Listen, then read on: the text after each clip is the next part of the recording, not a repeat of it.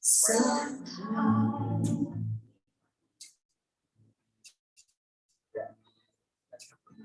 Blue as the sky, summer's lonely. 17 in a bar by the roadside. Just relax. Don't let those other boys on you. Gotta love that I forget. Baby, sometimes you got it wrong, but it's alright. The boy that seems to change, the boy that seems the same. Don't you think he's strange, girl? Put your records on. Tell me your favorite song. Get ahead. Say I'm gonna be the cheese. I will read your dreams. Just forever you consciousness somewhere, somehow, just for the night. Be soon. Some nights kept me awake. I thought that I was stronger. When you gonna realize that you don't have to try any longer to let you out to me. Girl, put your records on. Tell me your favorite song. Your head down. Step on me, jeans. I hope you get your dreams. Just let you in. Come on, guys. Girl, put your records on. Tell me your favorite song. Your head, your head. Baby, I hope you get your dreams. Just let you in.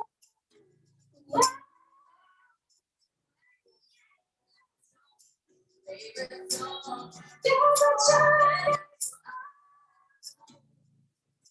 Step on baby, your dreams. Just let you in. You'll find yourself somewhere, somehow.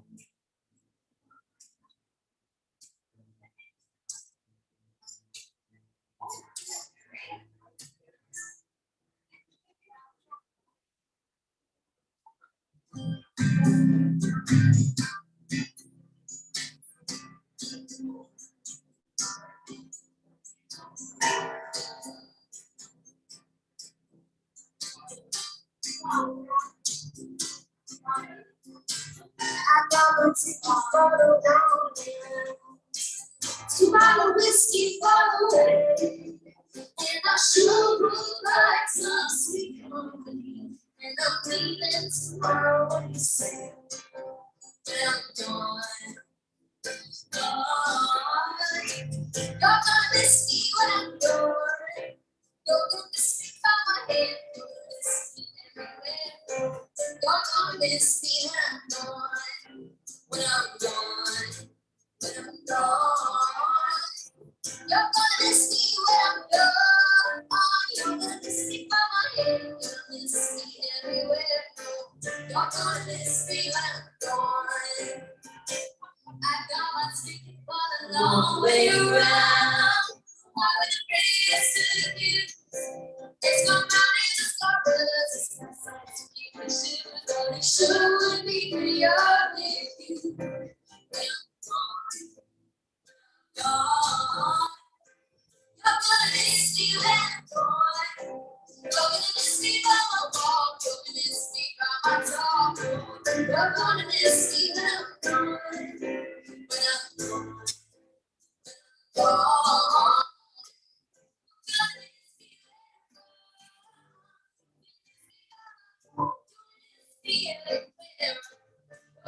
Miss me when I'm gone.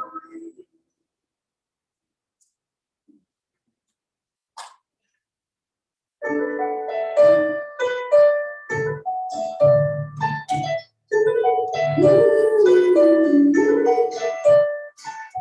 had a dream so big and loud, I jumped so high, I touched the cloud. Oh, oh, oh, oh, oh, oh, oh, oh, oh, oh. I held my hands into the sky, we danced and voices through the night. Oh, oh, oh, oh, oh, oh, oh, oh, oh, oh, oh. I'm never gonna look back. Oh, I'm never gonna give up. No, please don't wait. Now, 2, 3, 4.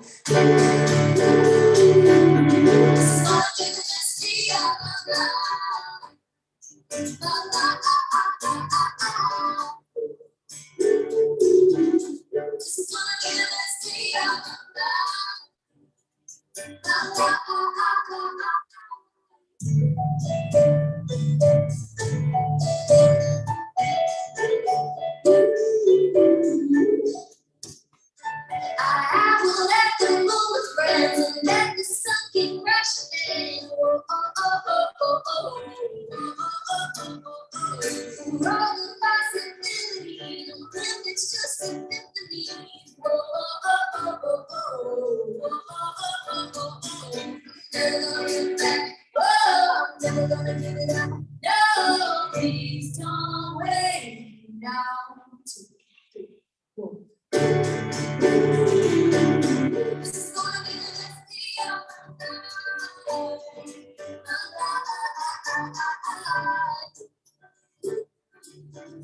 This is gonna be the best day of my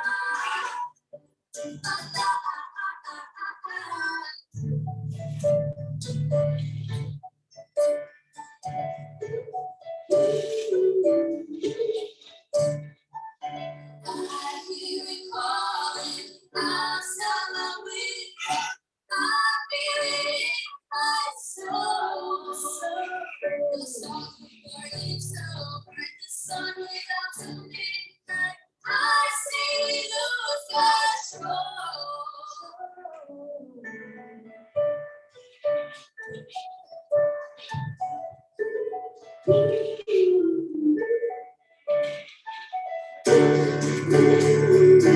This is gonna be the best day of my life.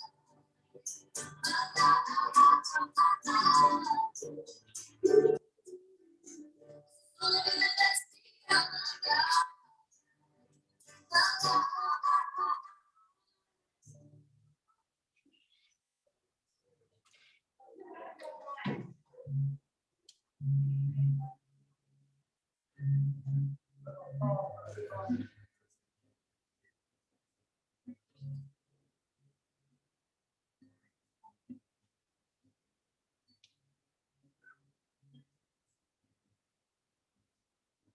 When I wake up, where I'm gonna be the one who wakes up next to you.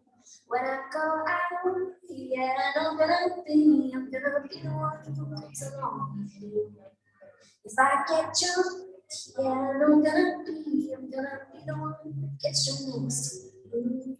And if I hate her, yeah, I'm gonna be the one who's hindering to you.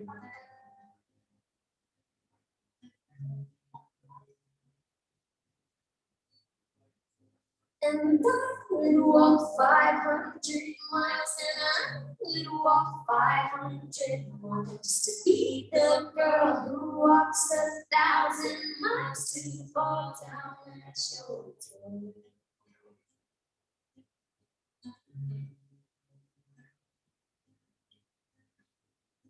When I'm working, yeah, I'm gonna be the one who's working hard for you. And when the money comes in for the work I do, I'll pass almost every penny on to you. And when I come home, yeah, I'm gonna be the one who comes back home to you. And if I grow old, well, I'm gonna be the one who's coming home to you. And I would walk 500 miles, and I walk 500 more just to be the girl who walks 1,000 miles to fall down at your door. Da, da, da, da, da, da. When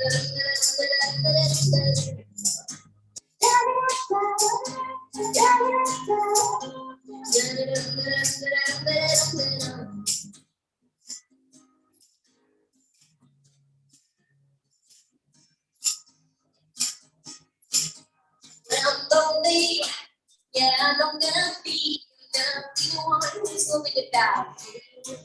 And if I'm dreaming, well, I'm gonna dream about the time that I'm with you. When I go out, yeah, I'm gonna be the one who goes along with you. And when I come home, yeah, I'm gonna be the one who comes back home to you. And I could walk 500 miles and I could walk 500 more just to be the girl who walks 1,000 miles to fall down and show the door.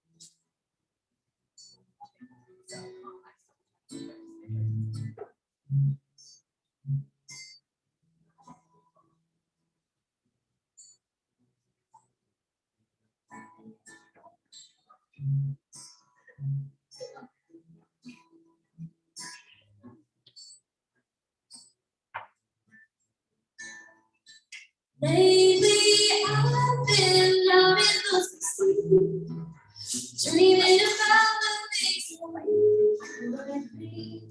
And baby, I've been praying for to know what kind of words will become stars. Yeah, will become stars.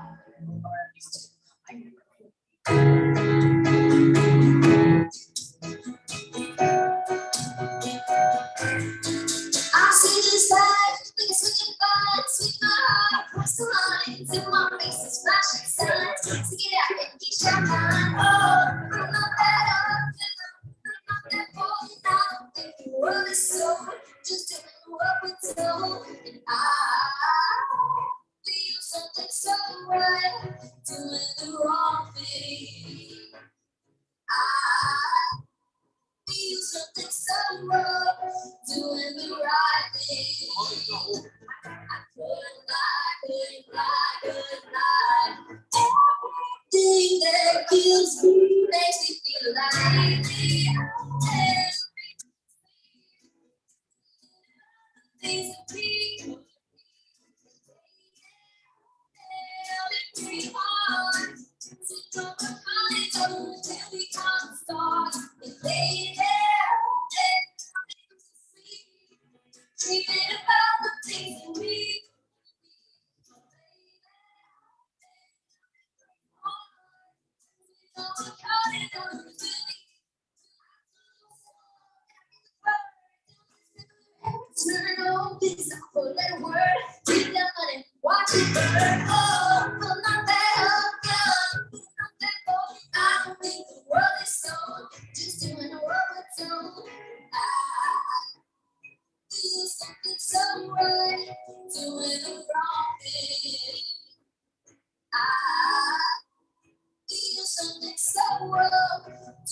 the right thing. Goodbye. Everything that drowns me makes me wanna fly. Dreaming about the things that we could be. And baby, everything more. Take over cottage until we come start. Baby, everything sleep. Dreaming about the things that we could be. But baby, everything more. Take over cottage until we watching birds sing, the bird of the last stop learn. Sing down, honey, watching birds sing, the bird of the last stop learn. Sing down, honey, watching birds sing, the bird of the last stop learn. Sing down, honey, watching birds sing, the bird of the last stop learn. Everything that you see makes me feel alive. All the things we could be, and baby, everything more. Take all the cottage until we don't start. And baby, everything speed. Dreaming about the things that we could be, but baby, everything more. Take all the cottage until we can't see that when I watch the birds sing. Let's stop learning. Take that money, watch the birds sing. Let's stop learning. Take that money, watch the birds sing.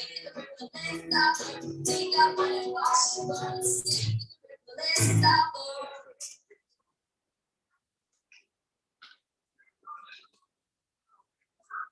Thank you.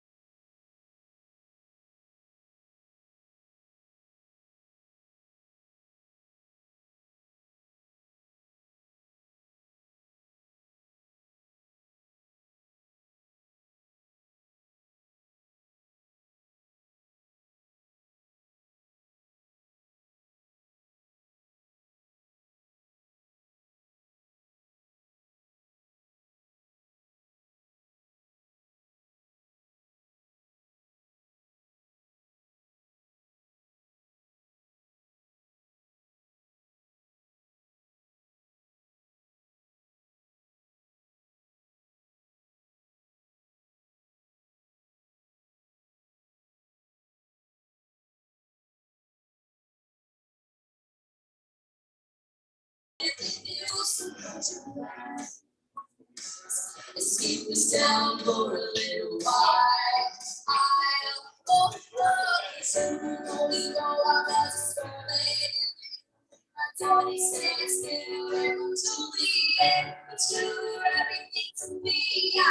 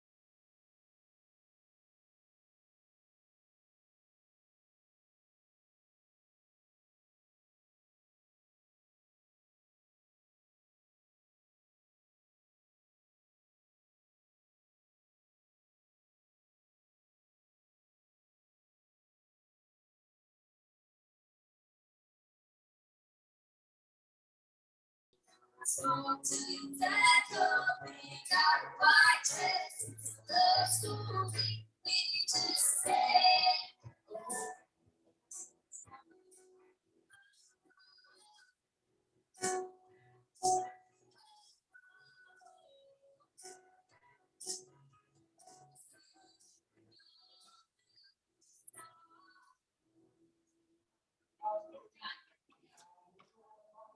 Thank you.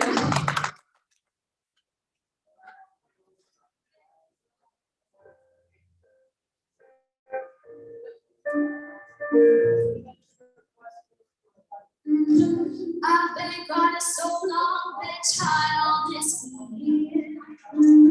I've got nothing to show, just coming spoke right here. And if there's a man upstairs, he kept bringing me rain.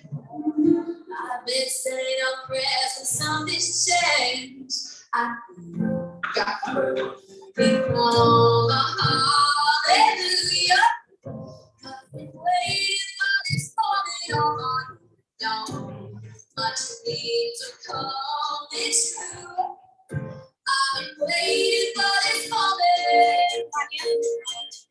Couldn't be alive right now. Woo! Good, be alive right now. Good, be alive right now. Hallelujah, let that be some who got today. I was in the water, hopefully wanted me. I was on time when the cold spoke to me. Back and forth, I put your name down by your word. Sometimes you gotta get started to get what you deserve. I kept moving on, now I'm moving down. All the sun. Found my hallelujah. I've been waiting for this moment all my life. My dreams are coming true. Waiting for this moment.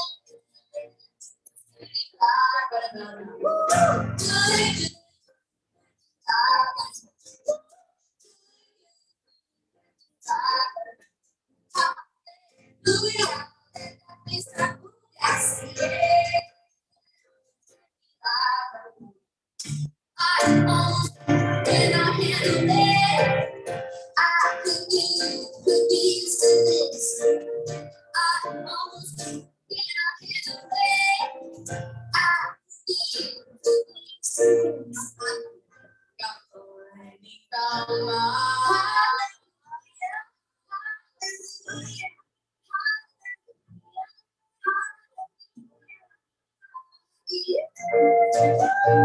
It's gonna be alive, but I'm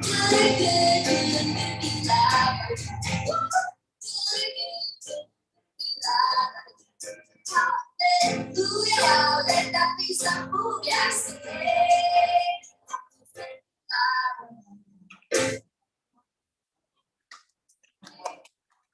so much. My name is Violet Lonnie, and I'm Irish. Make sure to check us out on YouTube and on Instagram.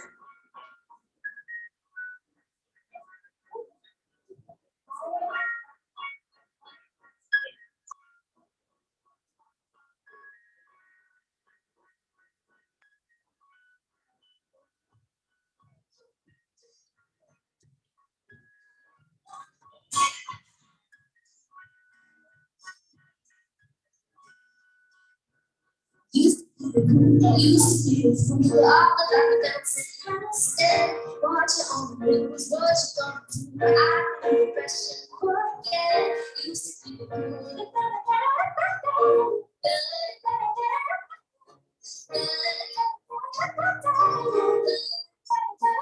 Should I keep it back and stay out of the fight? No one's gonna listen to me. But alright, so I reach it, but it's not well enough. It's going to be. Should I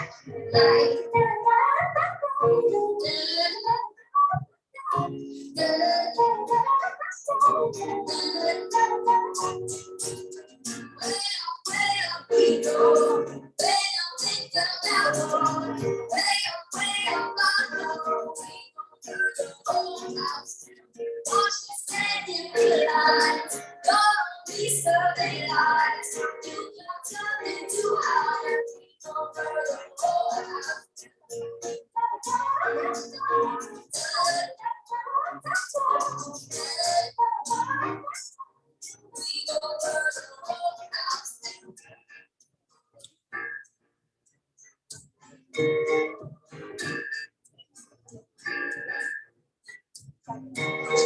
and go walk into the show by now. Set your sleep to be true on. All of the leaders and thieves used to let it go.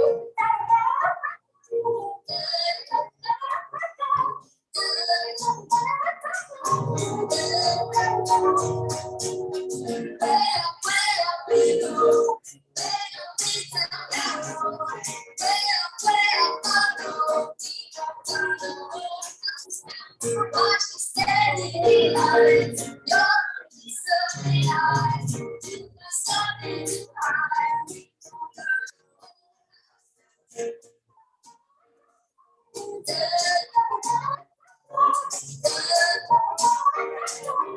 We gon' turn around.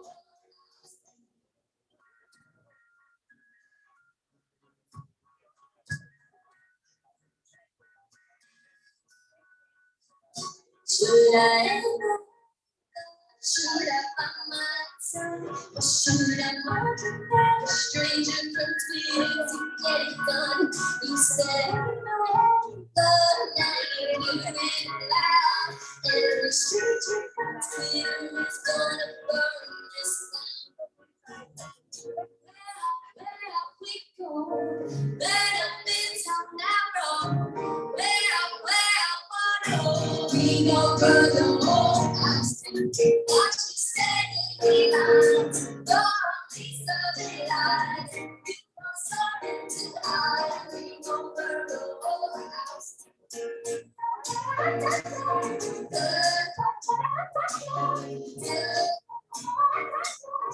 We gon' burn the whole house down.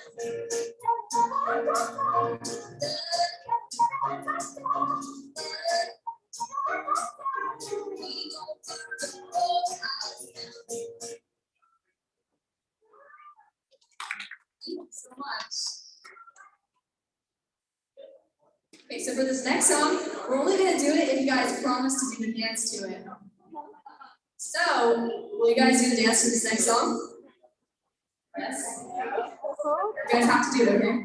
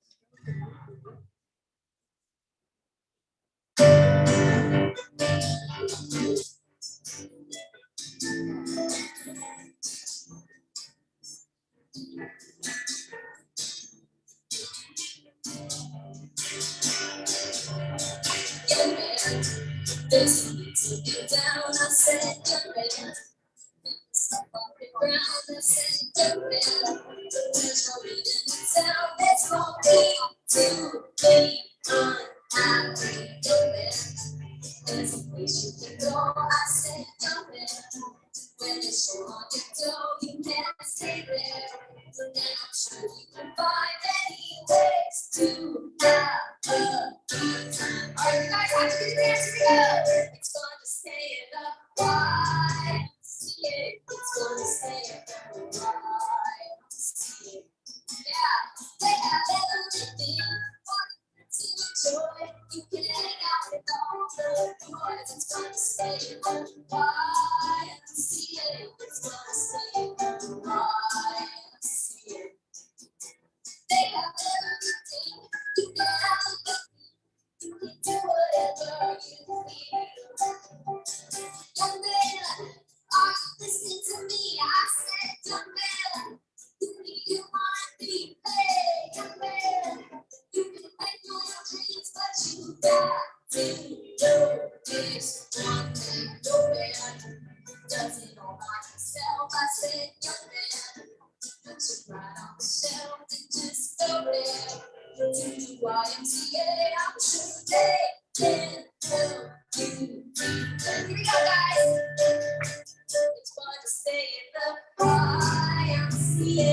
All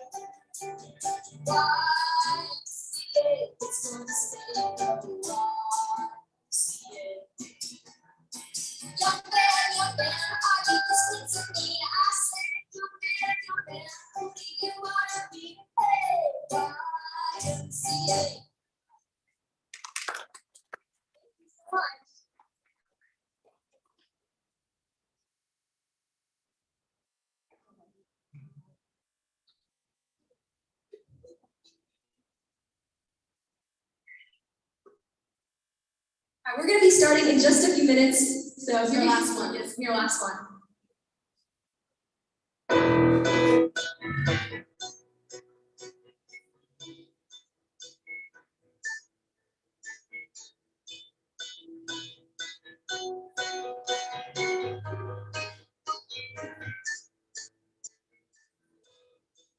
Just a small town girl.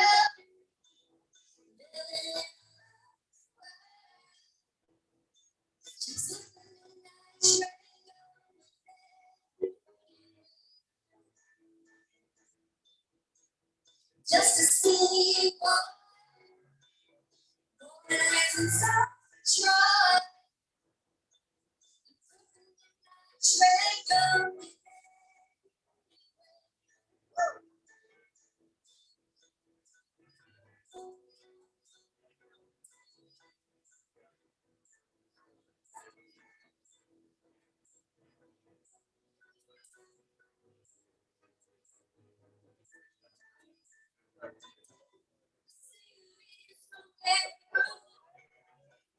So why is she would be share the night? So strangers waiting down behind their shadows, searching in the street lights, people.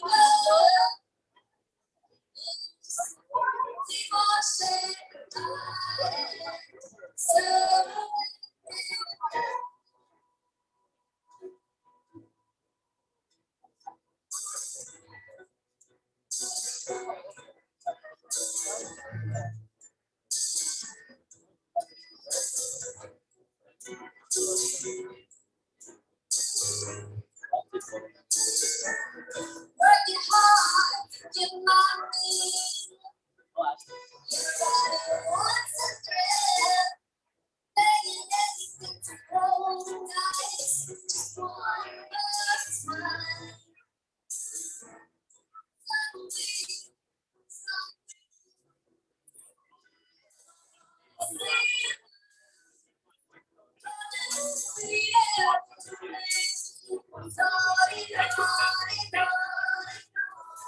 Strangers, down the river, searching at night. Street lights, people, devotion, time.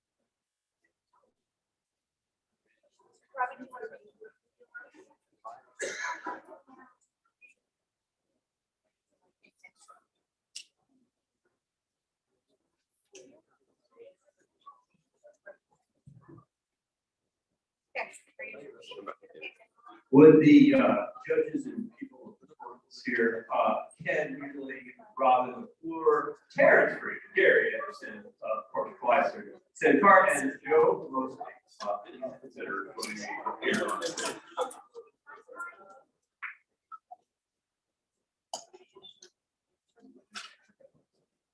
And if the people are here with the names on the table, they are not here.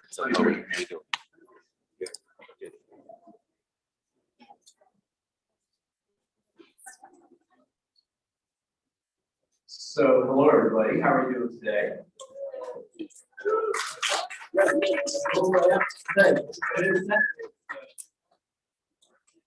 luck. Before we start, I see we'll be battling all for the next couple of hours.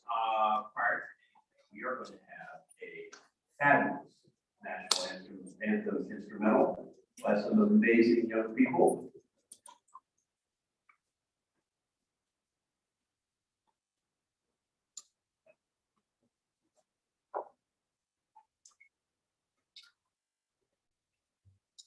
Flags on the screen.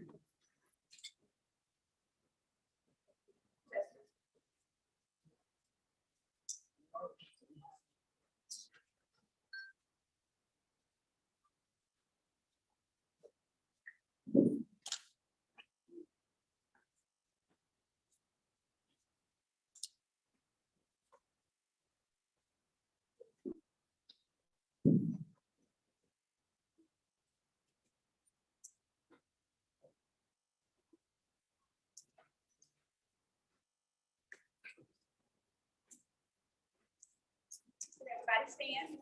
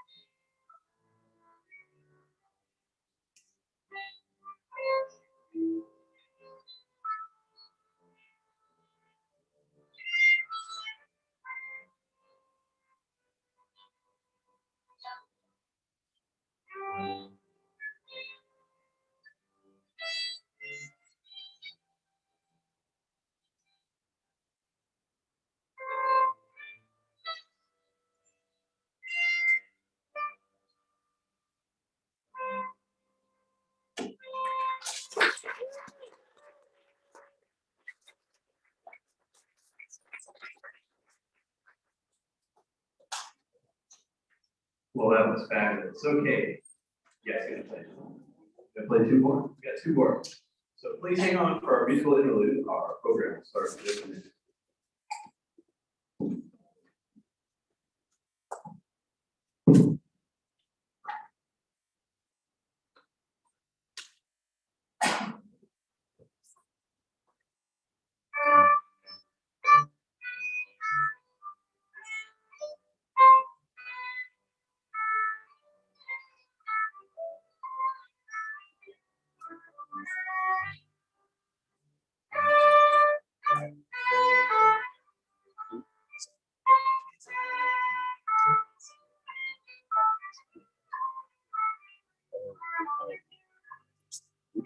She said she had to give up.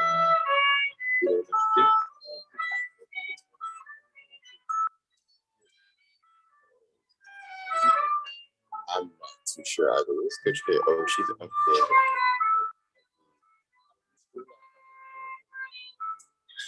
I was just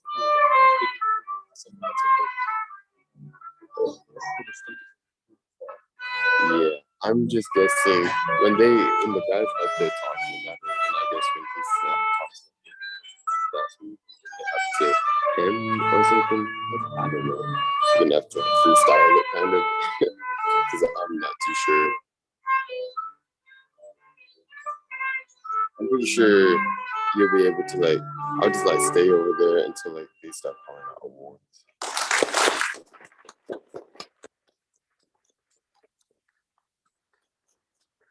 Next selection in honor of our stormtroopers.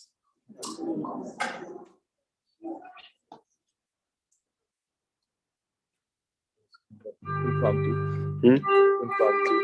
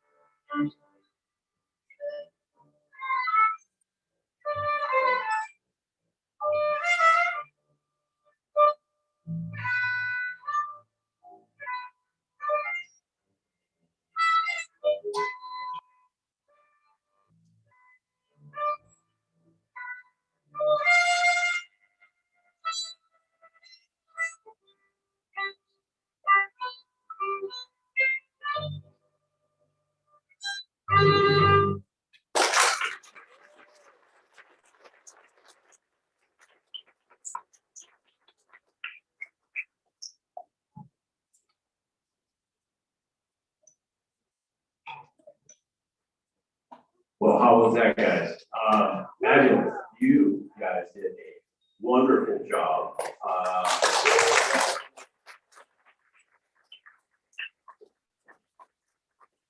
So before we start on this thing, which is going to be a really cool event, real quick shout out to, if you haven't had to notice, a couple people wearing some armor that does come from a certain movie that was made a certain long time ago in a galaxy far, far away. The 501st Legion, you can Google them. They came here volunteer.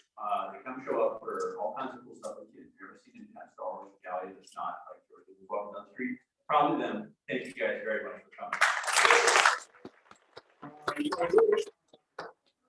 So we're gonna have some really stuff. Real quick on the heels of the fabulous national anthem. Anybody here, military service, families, military service, know how the military service works? Anybody here in the military? Please stand for guys. Thank you guys very much for your service. Without you, we're not able to do all this fabulous things. All right, enough of the wonderful plugs. We got a lot of stuff. My name is Steve Strum. I'm your MC for today. This is the 7th year of this. It's pretty cool, right? So Roboticist 2023 with SHIVA Robotics. This is number 7, which is kind of cool. So I've known so many people who were little kids, now they're bigger little kids. There's a couple of really big kids over here that I've known for a really long time named Mark. Thank you very much for having the opportunity to allow me to be doing this. Because without Mr. McCombs, I wouldn't be here. All right, so on with the stuff.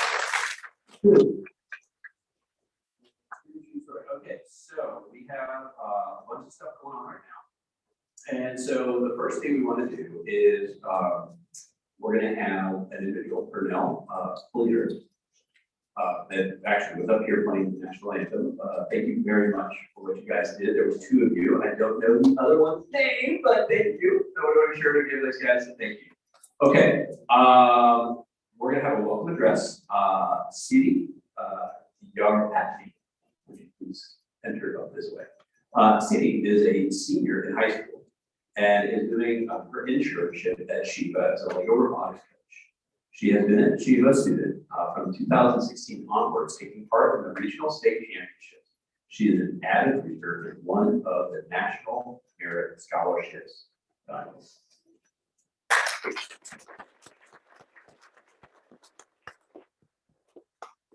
Hello, my name is Siri. Welcome to Robotics 2023. A roboticist is one who designs, builds, programs, and experiments with robots. Today is a very special day to showcase all the amazing skills of our very own roboticists here in our region. SHIVA Robotics Academy is the official program delivery partner for First Lego League Explorer program in Northeast Florida. For 7 years now, SHIVA Robotics Academy has been helping students achieve in STEM education, win merit scholarships, and go on to write features. At SHIVA Robotics Academy, students from preschool through high school get trained in robot building technology through science, technology, engineering, and math by incorporating hands-on project-based learning. Students compete in international robotics programs.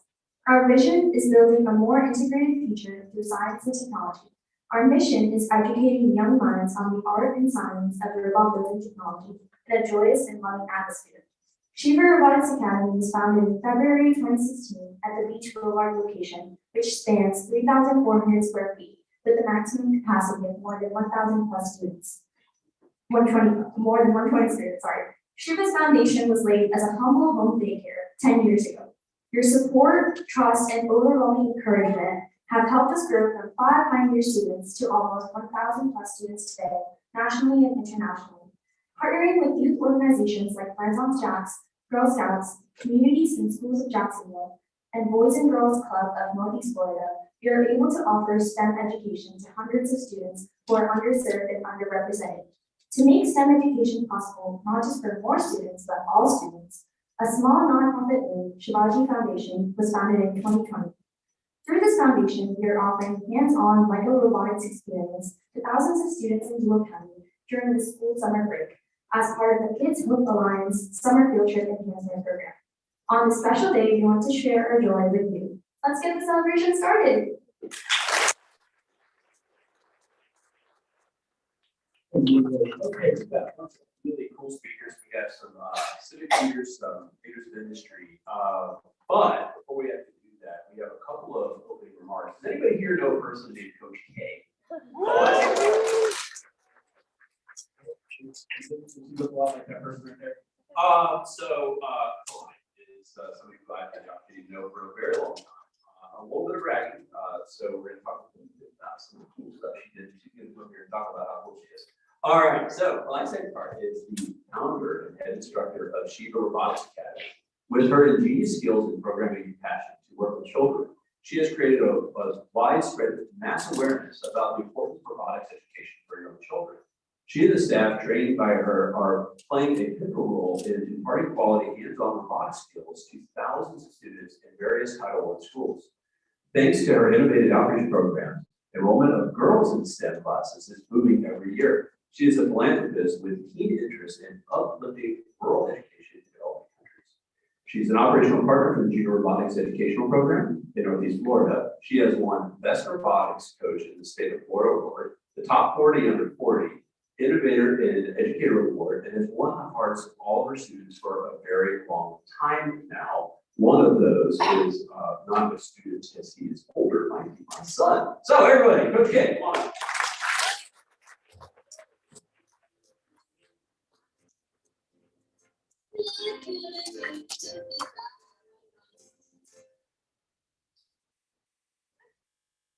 Wow. Such a big introduction and great music. Yes, we are in the 7th year. Yes, that's it.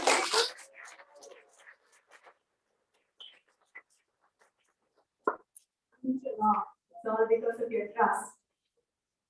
I have this script in front of me when I speak the language of the kids. Language of the kids meaning TikTok, Snapchat, Reels. So let's watch a small, less than a minute video that summarizes what I've been doing for 10 years.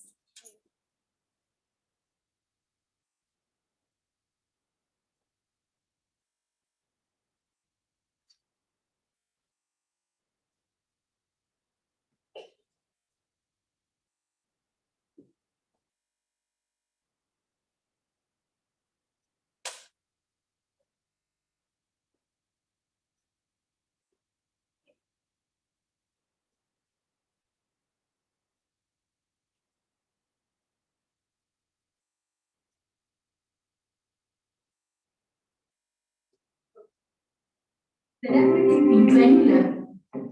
In 2011, my daughters participated in their first ever robotics competition, and I became an active robotics coach. The event was run by volunteers and teenagers. My daughters were so inspired, playing down with deep colors and smiling ear to ear.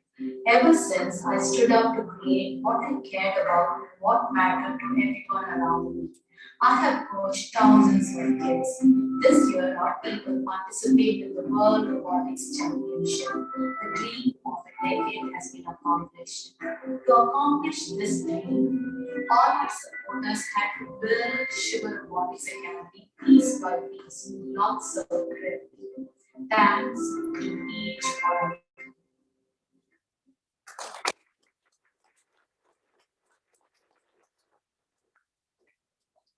7 years.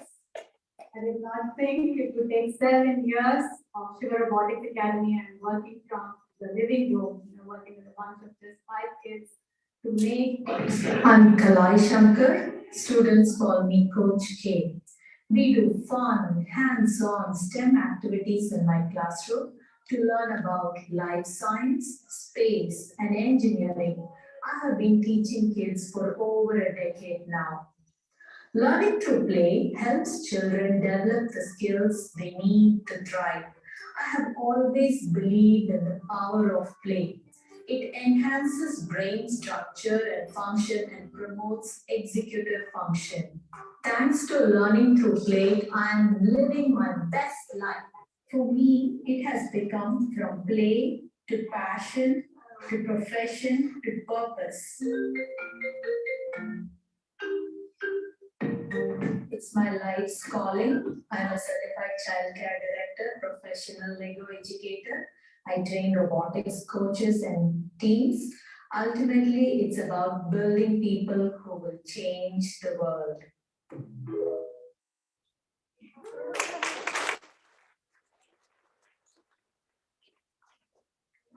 Summarize what I've been doing for 10 years, and that's the medium that I'm using to reach out to young kids. They connect with me much easily on social platforms. They see themselves and then they see the impact that robotics can have on them.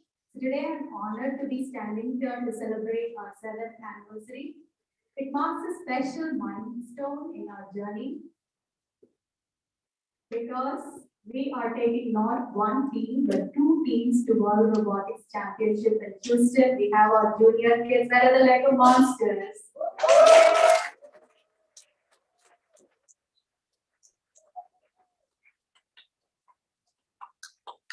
They're Thunderbolts.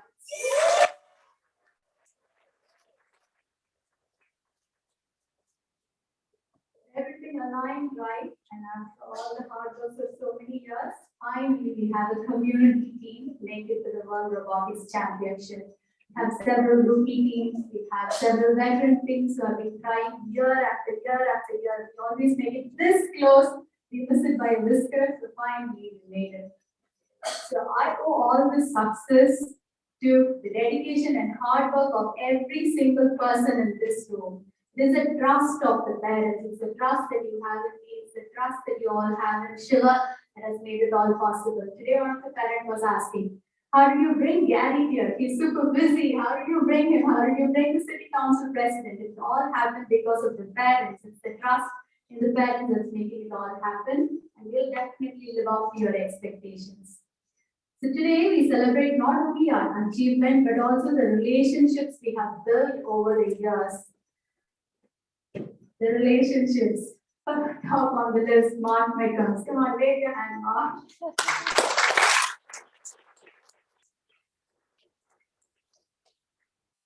Me and my husband with 2 kids, we came here without any relatives. It's just like I found one good friend, Mark, and now I have this entire big extended family who can do anything and everything for us.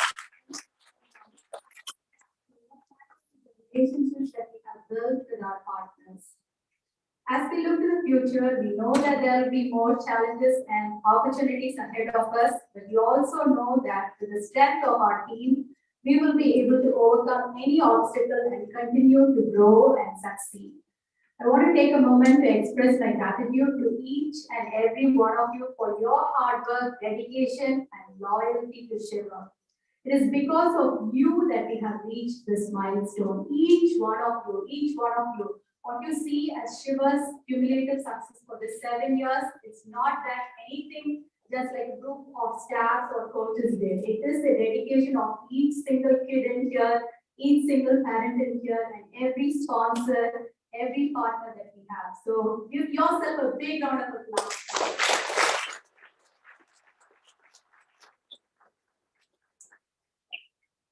Before starting SHIVA, I was a housewife for 15 years. I was an avid blogger and I would document every single stage of my daughters. Look at my daughter, she's looking at her dad again. She started the second. So that's Miss Stanton.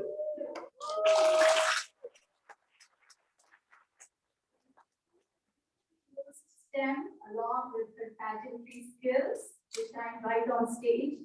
So when I started it, 15 years, when I was a housewife, I was thinking I had a just a mom syndrome. I always felt like I'm just a mom, nothing more. So what do I do?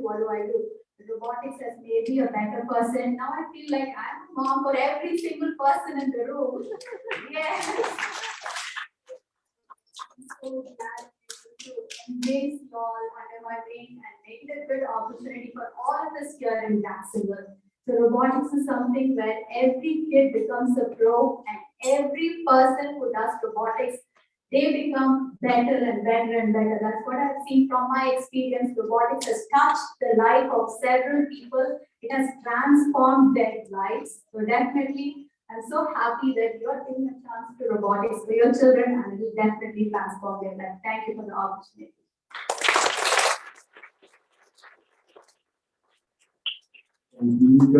Okay, guys. So our next speaker, this is kind of cool. All right, so who by show of hands, if everybody doesn't raise your hand, we have another conversation. Who here enjoys the whole concept of robotics?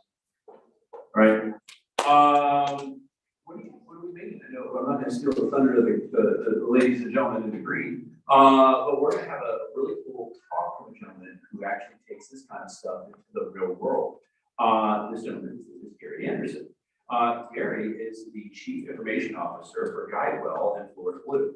In his role, he is responsible for leading information technology functions, including infrastructure and architecture, information security, capability development, and support information management, and capability investment portfolio management. Gary studied computer science, and electrical engineering at the University of Missouri. Gary, would you please come and join us to say a few words to these fine young men?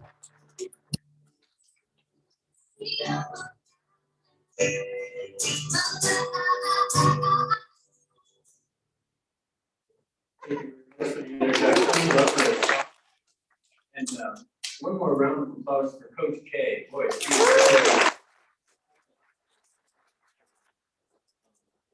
hard to overemphasize the requirement that it takes to be dedicated and put things together like this.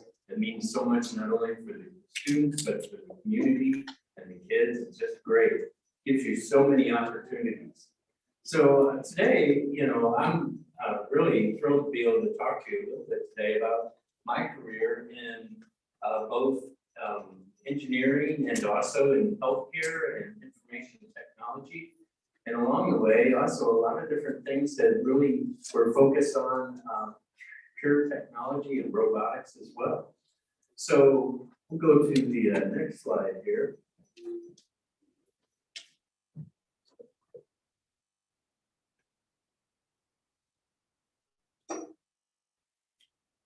There we go. Right, that was, can you go back? Mr. Anderson, please hold for your slide to be reaching. There we go. Oh, right there. That's it. So, you know, I did a lot of different things in life. So when I was young, my dad was an aircraft mechanic, and one of the things that we did there is we flew a lot of radio control airplanes. And so while that may not seem like directly robotics, there's a lot to that. That's, you know, there's servos involved, there's radio communications, all of that. And at that time, the kits didn't just come ready to fly out of the box. You know, you couldn't just order it off Amazon and go. You had to build these things and do a lot of gluing and all of that stuff and put it together. And it was a period of time it took to get it ready to fly. And so did things like that. But also, then from that, it's really started to do a lot in the robotics area as a kid too. Just a lot of different things. I'd take the servos out of an airplane and start to build something with it that would maybe roll and things like that. And of course, my dad would come back and say, "What are you doing with that? You shouldn't be that. That's for our airplanes." So we'd always kind of come back to that. And then also, you know, from that building of kit airplanes and little model kits, I also took that along the way and went and built a full-size airplane, which is in the picture there. And during that path too, I had a great family, career in engineering and computer science. And so I'm going to take us through that path just a little bit. We go to the next slide. There we go. So in college, just like you have here, the competitions really mean a lot. So when you get to go to those competitions, boy, that is exciting. It takes a lot to get there, to be recognized, and also to show off your stuff. That's what it's about, right? Show off all that cool, shiny stuff and make it move for people and make people understand what you're doing and conveying them part of it. And so there was a competition like that when I was in college. And of course, this was a few years ago, right? But when I was in college, there was a competition and they said, okay, everybody needs to build some type of craft, airplane that's controlled and can get to 400 feet. And the race is how fast can you get to 400 feet? So all of these things were always timed in minutes, right? So the timing would start as soon as you click the clock, as soon as you started to start the motor on these airplanes, whether it was electric or gas, and then it had to taxi out and take off and climb to 400 feet. So the fastest time I think was in somewhere in the area of 2 or 3 minutes out there. And so I looked at the rules and I said, wow, the rules doesn't state it can't be a jet powered airplane. And the rules doesn't state that the takeoff and taxi and starting of the engine can't happen in just literally a couple of milliseconds, right? As soon as you ignite that engine. And so I went and I said, well, you know, there's nothing in here that says I can't. So anyway, what I built is a rocket powered plane. You can see it there on the launch pad in the center picture. And, you know, from 0 to 400 feet, mine actually went up about 1,000 feet, but it got there in 2 seconds. And so, you know, that was a pretty remarkable thing for me. Anyway, I felt pretty proud to set that record and just crush everybody else. Now, that's not what it's all about. It's not just the competition, it's the fun of getting there too, right?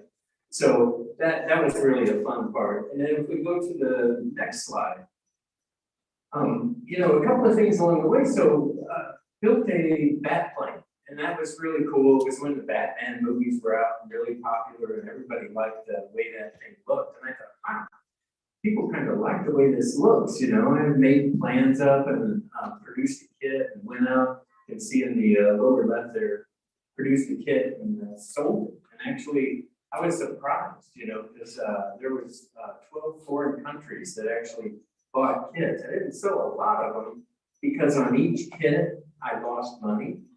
And so it's not good to make up for that with volume when you're losing on every kit, right? So, but you know, I thought it was pretty notable that that was kind of a recognized shape of an airplane. And that actually surprisingly flew pretty good. I still have them today. I used to get different people that would call me and talk about the flight and things like that. So it was kind of neat.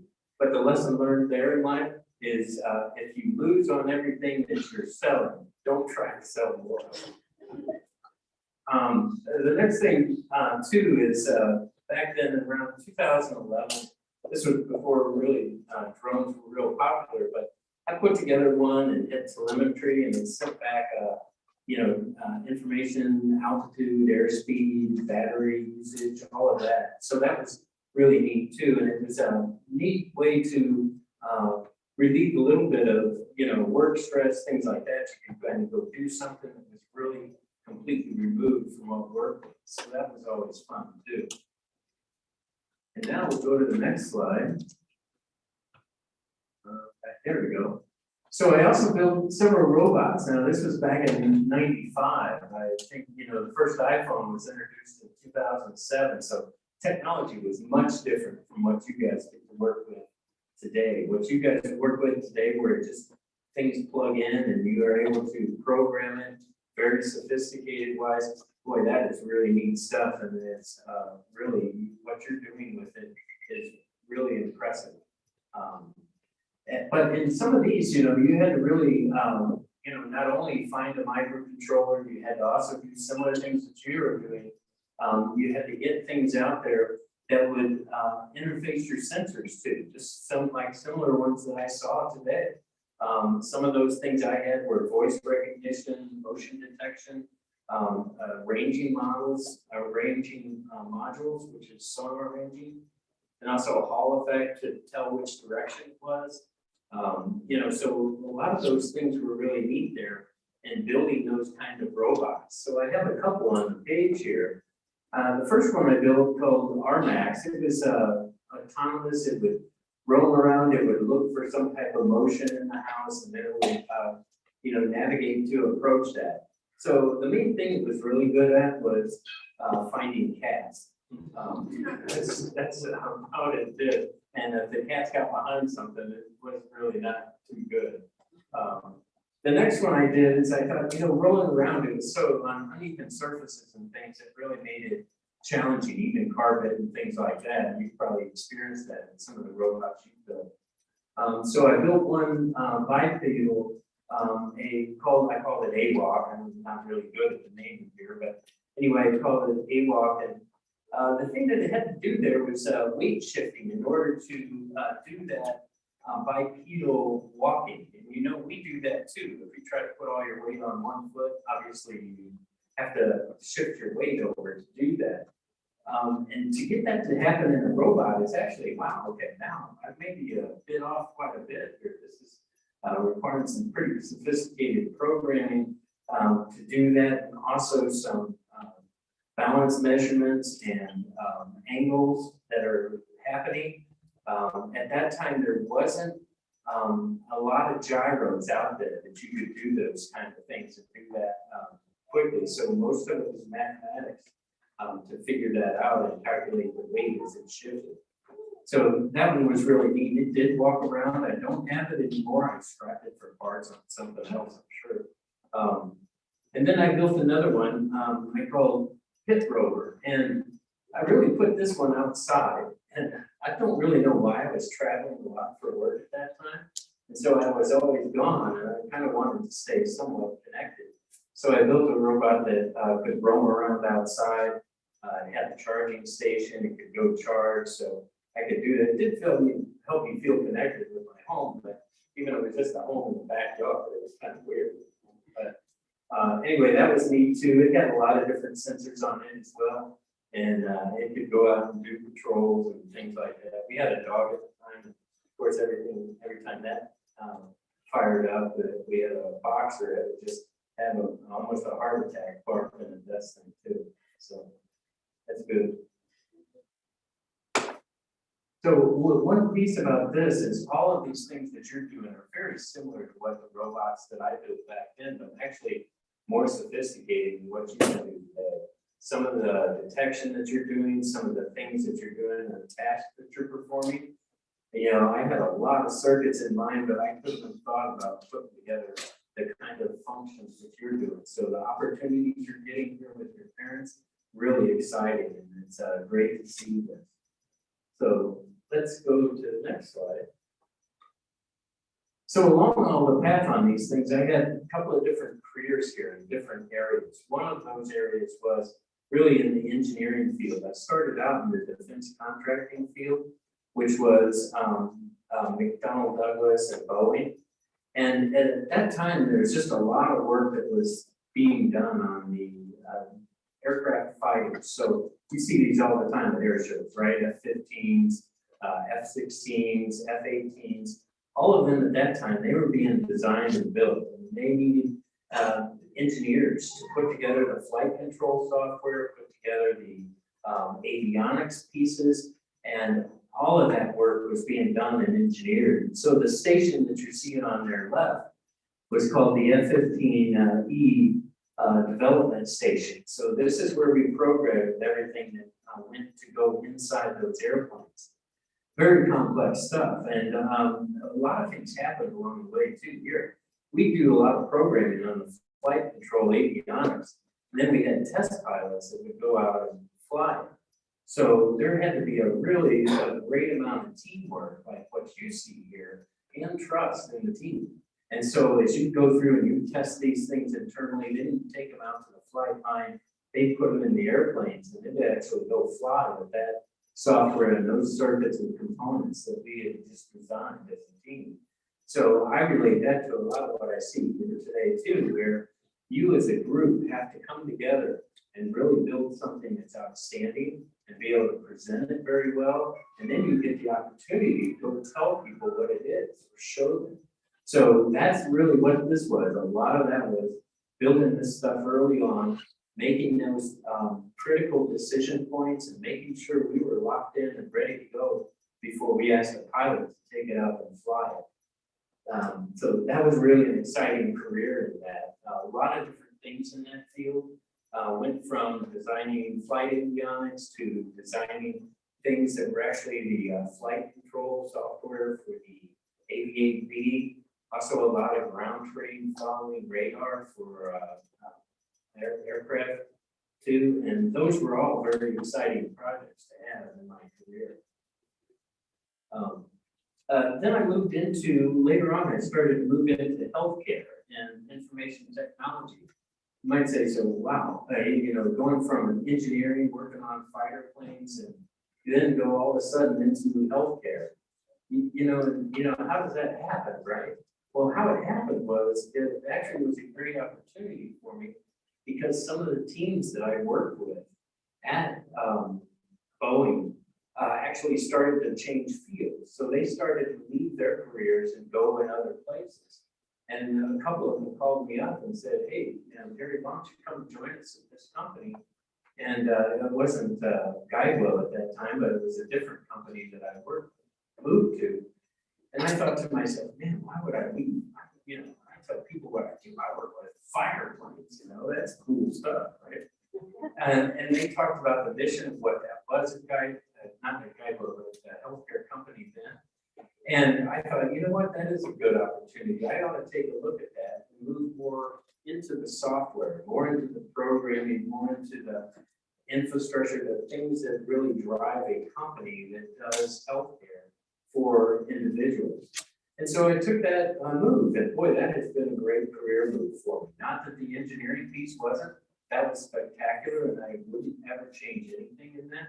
But moving into the healthcare field really gave me an opportunity to really focus on computer science, the things that require to make the medical industry work, things that interface with providers and the equipment, also all of the different components that are along that continuum for people to get healthcare delivered. So there's a lot in that space, and it all requires teamwork like you guys have here today. We'll go to the next slide.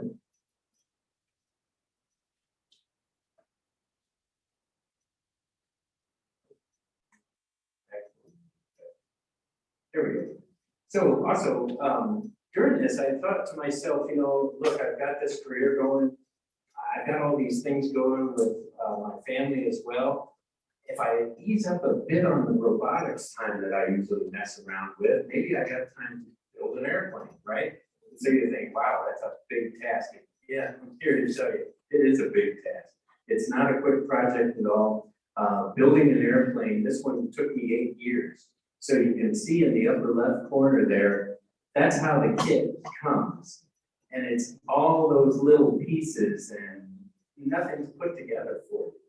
And in fact, when you look at this, you think to yourself, oh my gosh, how am I ever going to get to what that airplane should look like?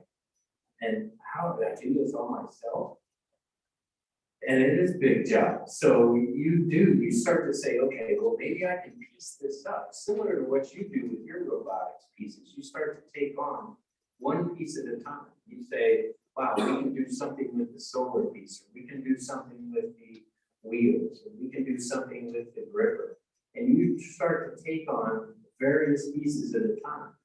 So if you start at that top left, there was about 5 years that it took me to get to that lower left picture where it's actually starting to look like an airplane. You know, at that time I could even get in and make airplane noises, you know, and try to feel like, wow, I'm building this thing. And then in the right picture there, that's all the kind of hydraulic lines and everything that's underneath it. It's just, there's all kinds of things that have to go into an airplane, as you know, to make it safe to fly. And also, one thing that you do when you're building an airplane, you start to realize, wow, sometimes good enough isn't really what you want.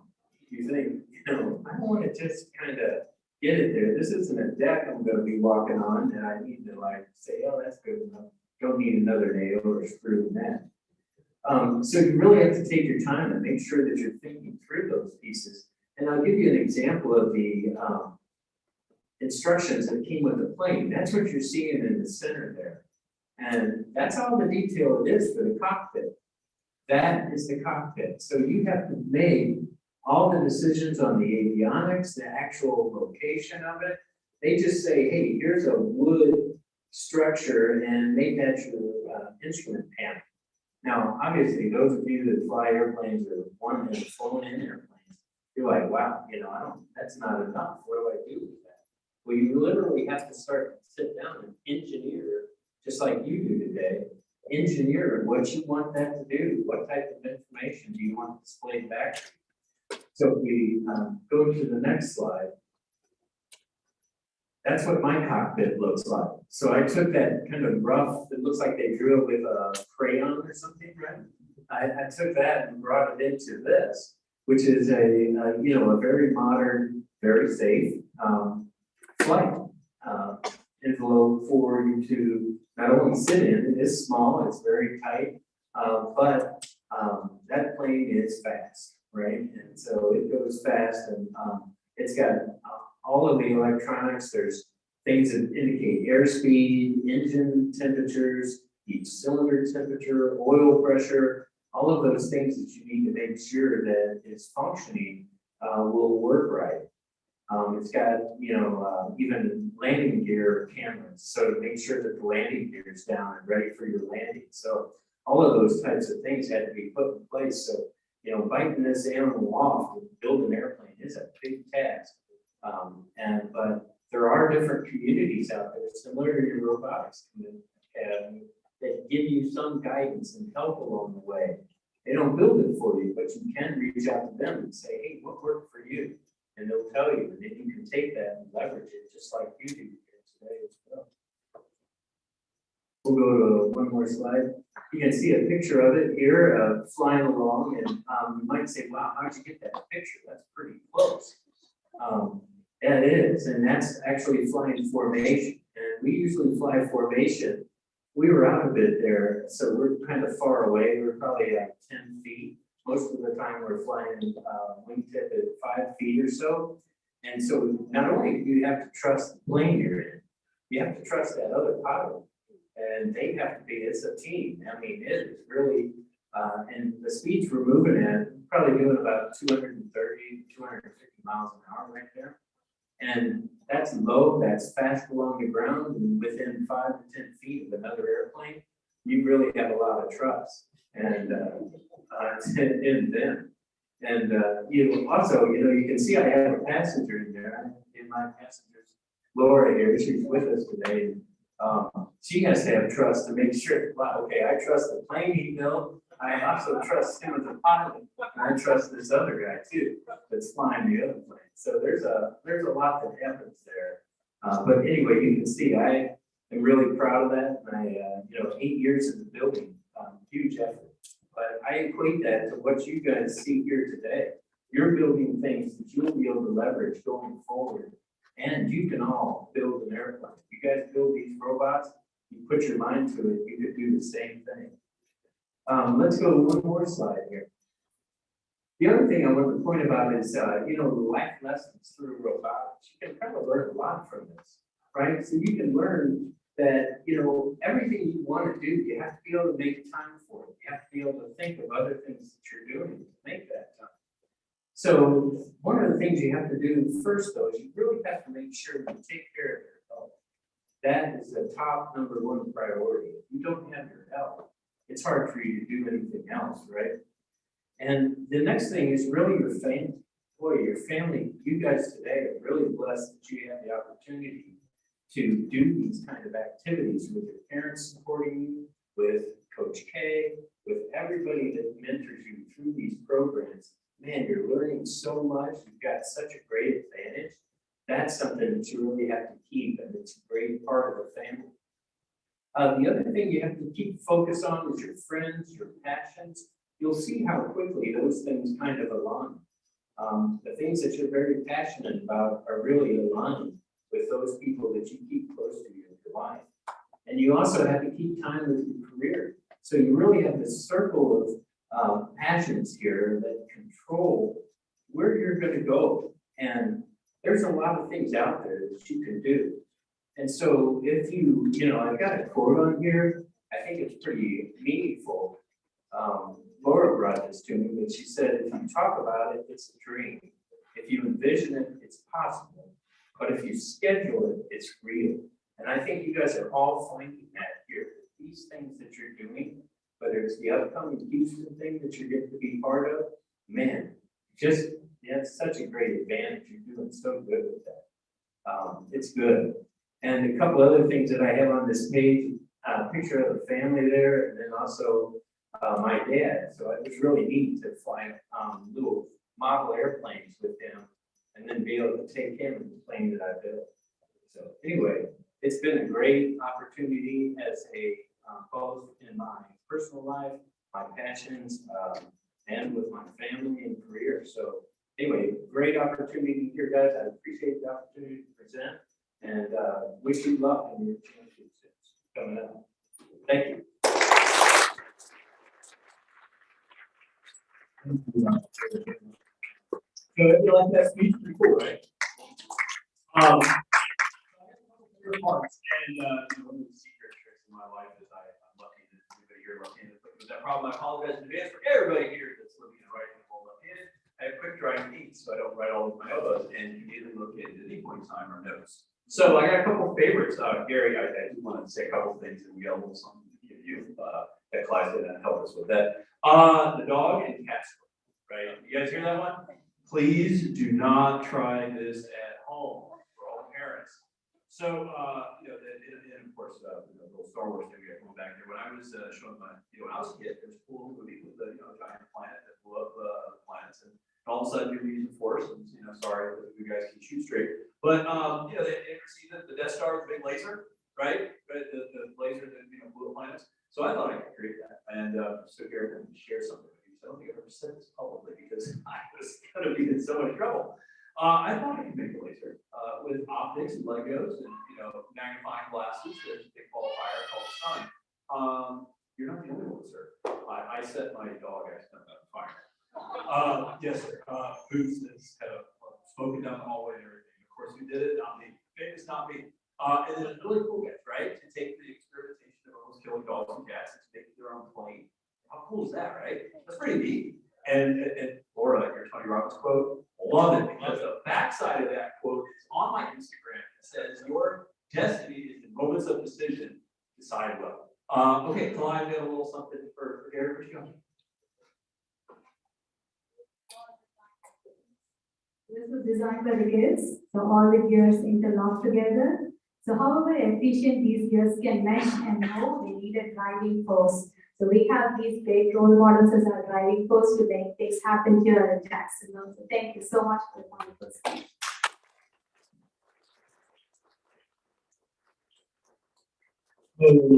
Okay. So, Gary, thank you for your words. That was really cool, by the way. Our next up here, does anybody know how government is run? Anybody here know how to spend $1.5 billion? Well, this guy over here knows how to spend $1.5 billion. Terrence Friedman is the head of our city council in Jacksonville. They do have a $1.5 billion budget, and their job is to help you guys grow this city, which is really cool. I've been here since 2005. I'm from South Florida. Washington, Jacksonville was, Jacksonville is. If anybody here remembers, there was a time before the town center mall, and JTB was the stoplight. So Terrence is going to talk to us here as our guest. Terrence Freeman is an accomplished individual who has held various leadership positions in Jacksonville, Florida. After a successful professional baseball career, check out the ring. He earned his bachelor's and master's degree in physical education and sports psychology. This helped shape his career path in education and workforce development, as well as his belief in the importance of sports and physical activity in young people's lives. Mr. Freeman has spent over 10 years as a teacher, school administrator, and coach. He has also been involved in politics, having run for the House District 12 seat in the Florida legislature in 2016, and serving as city council member in Jacksonville since 2018, including being elected as vice president in 2021 and president in 2022 and 2023. Ladies and gentlemen, president of the Chamber of Commerce.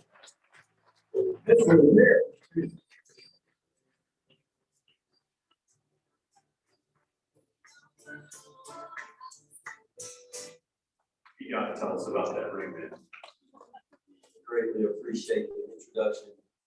Don't wear this ring often, but this ring is a gold medal ring. Anybody watched the World Baseball Classic? I had the privilege of being the first African-American manager of a team that took a group of 12-year-olds down to Mexico and competed, as well as going over to Taiwan.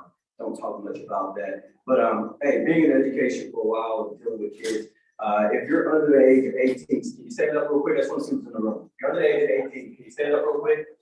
Yeah, can you give me a good little stretch? Under the age? There we go. Now I'm going to talk to you all. Can sit down. No, you can have a seat. Seriously, I did that because for me, it's painful to sit still for a long time.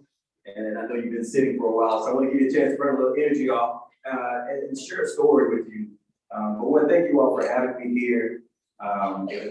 It's an honor and it's a privilege that you asked me to join you today. My name is Terrence Freeman, and as he said, I am the City Council President. If you can give me 7 minutes, and I usually set a clock every time I talk to students, if you can give me 7 minutes, I'll be out of your way. Hopefully, my goal today is to inspire each of you sitting in those seats that just stood up to be standing where I'm at one day, and to be making decisions that are going to impact quality of life not only for yourself, and not only for your family, but for future generations. I want to personally thank each of you for the opportunity to celebrate this occasion with you. To the faculty and staff of SHIVA Robotics Academy, and all the dignitaries, family, friends, and guests, thank you for sharing this moment with us. As we gather this afternoon to celebrate the 7th anniversary and all these young people, we should also celebrate the teamwork and dedication to their education that each of them demonstrates. And before I go any further, and if I can't model anything else for you, I hope you remember this part. I got out there, my wife, Rachel, who's an educator herself, 16 years, all in Title I schools. We have 5 amazing kids. I have a 15-year-old daughter, my Evie, she's my go-getter, little basketball player. My Taryn is 13. She's my hugger. My Patricia, she's 10, she'll be 11 in a couple days. She's my mini-me, and I always say that because my Patricia learns differently. And every time I speak to students, I let them know as well that I learn differently as well. And I am a model and example to my little Patricia that just because D's look like B's doesn't mean you can't be successful in life. You just have to outwork your problems. I've done it, and I know that she can do it. My Lindy's 8, she's our baby girl, and she's growing up like crazy. And 5 months ago, God decided to send us a little boy, little TJ, Terrence Jr. And he is just loving life right now, spoiled rotten. And I'm trying to get him to understand that he's not gonna have 5 ladies always taking care of him the rest of his life. But as I thought about what I was gonna say today, my reflections took me back to my days as a young man and the importance of education that I've carried with me throughout life. As I stand before you today as the City Council President, I am a testament of what hard work and dedication, that with both of those things, anything is possible. It's possible that one day you'll be sitting in this audience and standing where I am, or people will be sitting in the audience, you'll be standing where I am in the very future. You never know, you can be a Nobel Peace Prize winner. You can do anything that you set your mind to, because you know the value of your education, and you're building up that foundation with your work here today. And when I say that you could be standing where I am and sitting, for those of you that have come to City Hall and seen us at City Council, you all know that we need you guys and girls in those seats. We need people who understand loving each other and working hard for a common goal for the good of the whole. It is absolutely incredible what you're doing. And I'll admit, the first time when I heard some of you speak at City Council, man, the first time you use your knowledge to create, or at least showing me to create and to turn on a light bulb, I was completely blown away.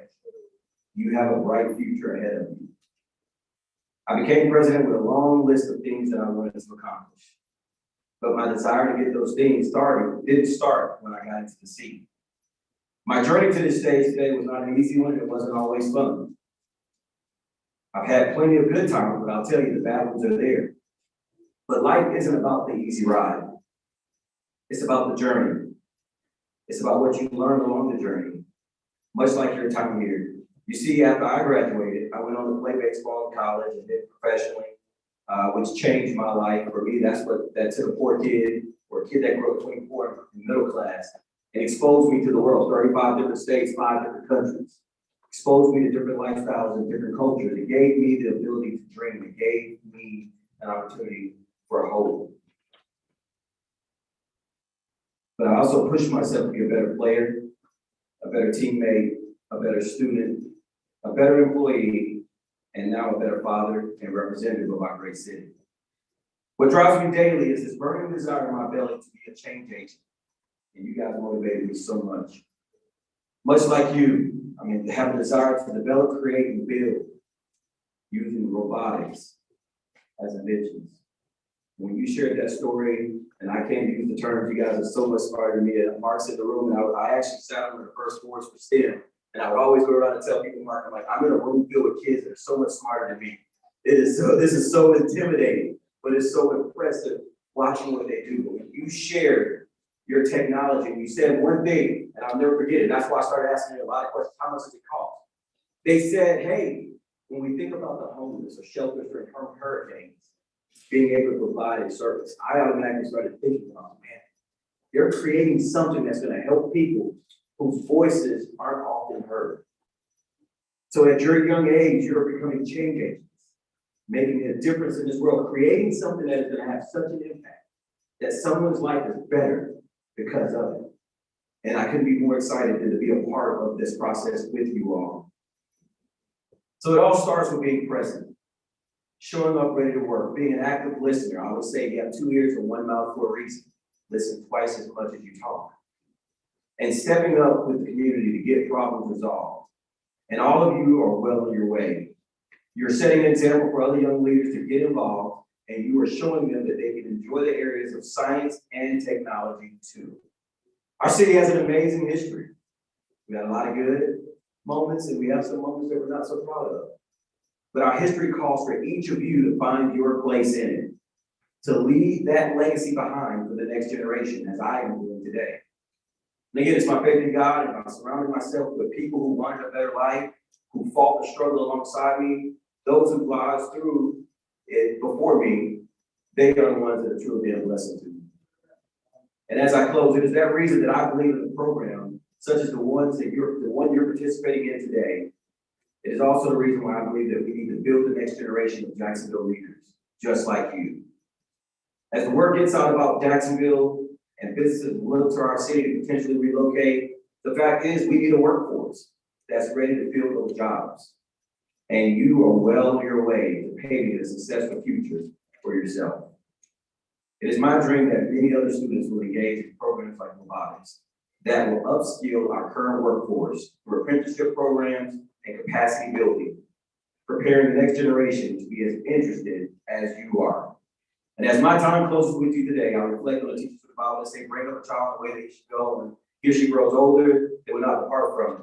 My hope is that each of you find your gift within yourself, that ignites your passion for learning, that ignites your passion for growing, and striving to get that seat at the table and make a difference for our city. You all have earned the tools necessary to be leaders in our city, and all you must do now is embrace it. Make good choices, and remain humble throughout the process. I also say, you guys and girls, you are leaders of today, and you're going to be leaders tomorrow. And so I'll close with this. If you don't remember anything else I've said, you're leaders today, leaders tomorrow, remember this. Let us be remembered, and we're in this together, so let us be remembered as servant leaders who didn't allow the political process to change us. Let us be remembered as servant leaders, because you're leaders today, you're going to be leaders tomorrow. Let us be remembered as servant leaders who will always show love, even at times when it doesn't align with the popular opinion. Let us be remembered as servant leaders who show love for our neighbors, regardless of their zip code, their age, their culture, their background.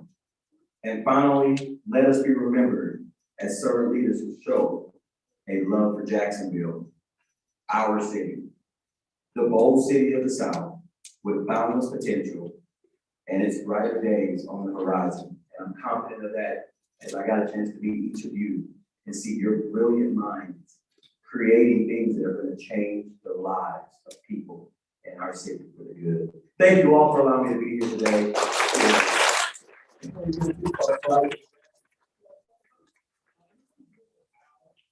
Who gets to work at the city council as an elected official?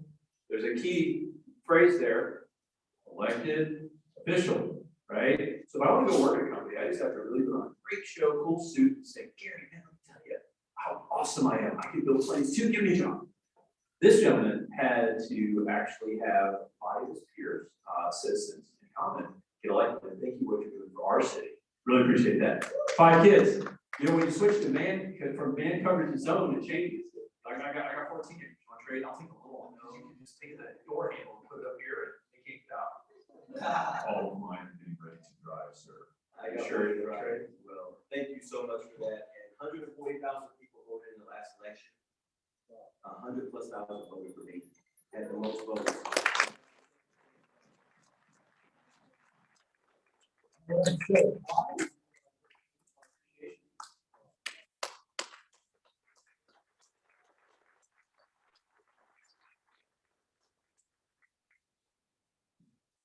Thank you again to both Terrence and Gary for taking time to speak this morning to these guys. I really appreciate you guys coming out on a Saturday to give us your thoughts and wisdom. Okay. Now we're going to get into some cool stuff. So we are going to talk about some of the teams. The first one up here, I had an opportunity to meet these folks, these lovely lady and gentlemen. Yeah, over here in the green, the Thunderbots. You guys got to come up here and come talk about your stuff. As they're walking on down.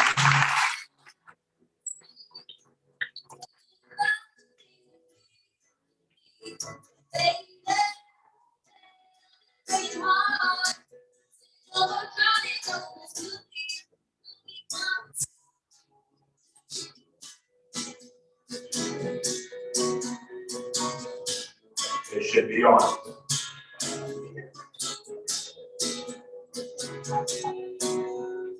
Okay, so these guys, pretty cool how I had an opportunity to meet these guys. You know, you guys want to tell the story of how we met, or you want to try it out? Oh, you got it, Mike. What are you gonna do? Okay, so we met him in World of Nations, so he asked us to present our innovation project to him.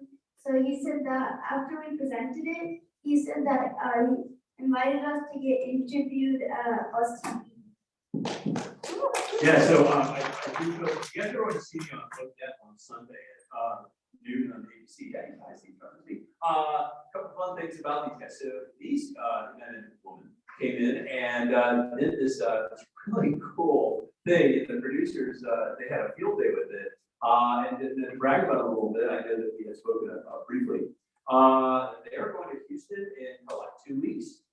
2 weeks to 2 weeks, right? 2 weeks. Are you sure? I don't know. You give me a face. 2 weeks-ish? Okay, 2 weeks-ish. So we have 2 weeks-ish that we're gonna go to Houston, and they're competing for the international competition. World competition. Interstellar galactic competition. Is that better? Yeah. They're in the back. There. So, okay, tell us a little bit about yourself. You guys got 2 mics, take turns and run through it. So I'm Ari Nandini, and I'm in 4th grade, and I'm in Dearborn Creek Elementary School. My name is Kashyap Pillai. I'm a 4th grader at Dearborn Creek Elementary School. I'm Megan Chiteri. I'm a 7th grader at Fruitville Middle School. I'm Pahal Nambiar. I'm a 4th grader at Timberland Creek Elementary School. I'm Michelle Chiteri, and I'm a 5th grader at BCEF. I'm Adri Gupta, and I'm a 5th grader at Jacksonville Beach Blvd. I'm Samir Zatula, and I'm a 5th grader at Dearborn Creek Elementary. We are Thunderbots! Thank you, Coach Kate and SHIVA Robotics Academy for giving us this opportunity. And also thank you everyone for being here. We also wanted to thank our parents and all the coaches for helping us. We first started in 2021 because we all had a passion for robotics. So we joined SHIVA Robotics Academy and formed a team called Thunderbots to compete in FLL tournaments. And this season, we got Champions Award in both qualifiers and regionals and got selected to represent Northeast Florida in World Robotics Championship in Houston.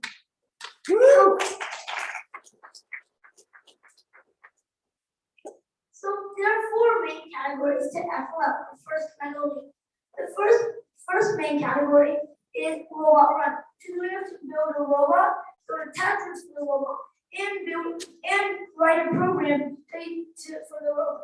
The second main category is robot design. Robot design is the design of your program, attachments, and robot. The third main category is innovation. Innovation is making an innovative project about a real-world problem. The last main category is core values. Core values is showing respect and kindness to others. Last year, we made it to the regional tournament, but unfortunately, we were not able to get to the state tournament. We were all disappointed because of this, but we learned that it's very important the way that you get back up after you've lost something, and it really helped motivate us to get to where we are right now. Each season has a theme. This year's theme is superpower, which means it's all about energy. Because we were champions at our regional competition, we will be representing Northeast Florida at the Houston World Festival, and we will be really excited to meet the 100+ teams from across the world in our bracket. Experience, one of the most rewarding things was actually at City Council. Was actually going to City Council, Bus TV, World of Nations, and actually Jax. And another rewarding thing was seeing our robot on action on the mat, doing various tasks in 2 minutes and 30 seconds. So as you know, we're going to Houston World Robotics Festival, and we basically over there we're going to try to get an award, so we're going to also try to continue in first Lego League, and later on we might even try to go to Metal Robots in FTC and FRC. So that's basically like a further level of first. And in the future, we might choose careers in like robotics, software engineering. I personally want to be an entrepreneur in robotics. And we all wanted to do this because like it would really help us. So we wanted to impact the community. So we're later on we're gonna start helping other teams in robotics by let's say for example but like they're struggling to do with their robot labs, we're going to help them and encourage kids to do robotics also. And lastly, we're not be here without our coaches today. So like we're a big thank you to them. And we're also we also have like a concession stand to help kids who can't afford Spike Prime robotics kits. So it'd be good if you could go take a look over there. Okay, guys, so we have a you wanna grab it? Okay. We'll move on to the crank on, right? So a couple of key takeaways. Thank you, of course, Coach K, for all this stuff, but a heartfelt thank you to all the parents. I am having, joke for teenagers. I know how that feels. And it is Saturday at 3 o'clock. Thank you to the parents for helping to support your kids achieve their dreams. And as we're getting this demonstration, the best of luck for you guys at the World Galactic Competition of Giant Super Cranes. Did I get that right? Okay, just in time. What is super crane? So tell us what a super crane is. I know what it is. So, lots of people face a problem during natural disasters and prolonged power outages, and they don't have the ability to quickly store energy to be able to do emergency household activities. We needed to find a solution that was simple, fast, and cost effective. At the beginning of the solution, we had many projects to choose from, but eventually we chose supercapacitors. Our solution using supercapacitors is a super crane. The super crane is a portable energy storage device. And because it's using supercapacitors, it can charge extremely fast and discharge extremely fast. There are many advantages supercapacitors have over lithium-ion batteries, such as supercapacitors barely waste any energy in a form of heat, while lithium-ion batteries waste a lot of energy in a form of heat. Also, supercapacitors use materials that are safe to the environment, such as aluminum and carbon, while lithium-ion batteries use materials that are harmful for the environment, such as manganese and cobalt. So we bought an original product and modified it by adding system capacitors, which is a super crane. So our super capacitors can be charged by a thing called a DC motor and can provide quick power boost when we need it. If you crank our super crane for about 1 minute, it can light a light bulb for about 10 to 15 minutes.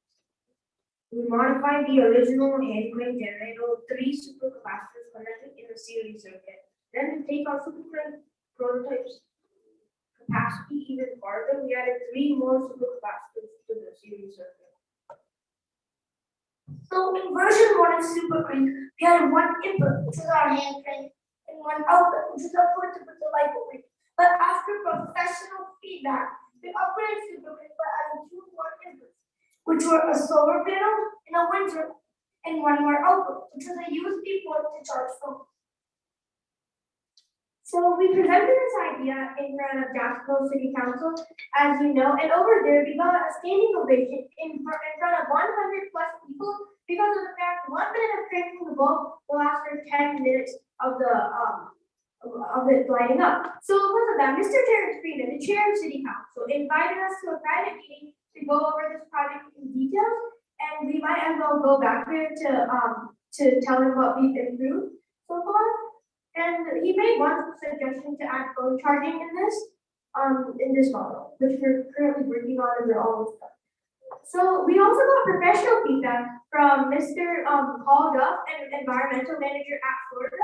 He asked us to make more inputs such as solar and wind energy, and we have done that, but they're just models, so we don't have the whole thing right now to show it to you.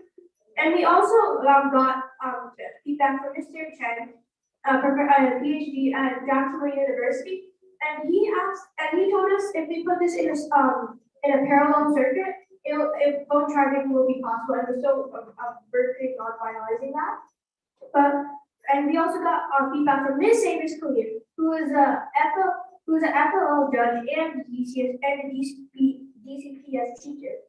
And she asked us to make this more, to make this presentation more visual, which we did by showing you how we're going to design this stuff.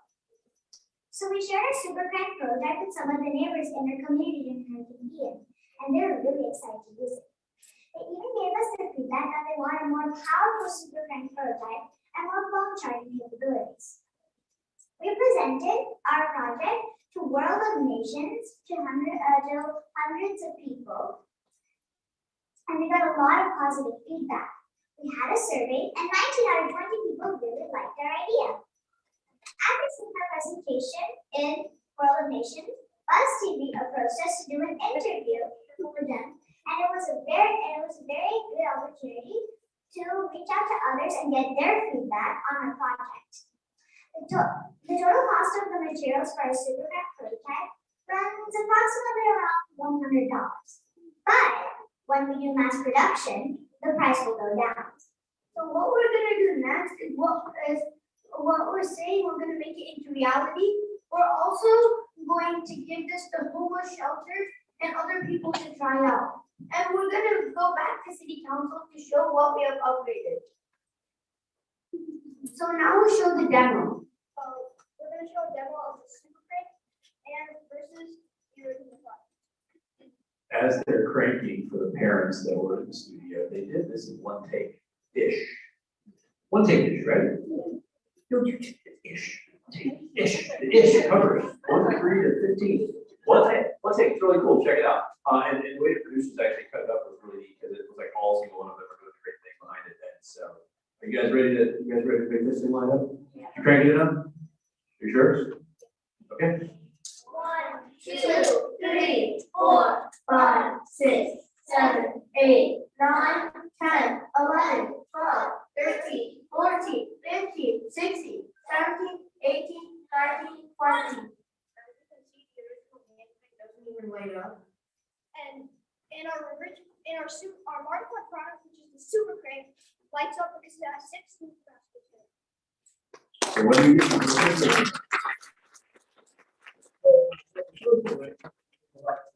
You guys literally made something, it was the biggest thing I had seen in a long time, that like can literally be used in a hurricane. I can see that at Walmart or some other retailer to determine, like when do we get the one with like the refrigerator? And how many times am I gonna crank that one? A whole night, like, oh, the ice cream, right?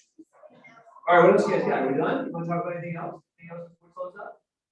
So you may know us as a regional champions, and we're going to the Houston FLL World Championship. But we really have to give a big thanks to our coaches. So thank you, coaches. Coach Yuri, Coach Boom, and Coach Vic. They're all there. We're gonna have all this fun.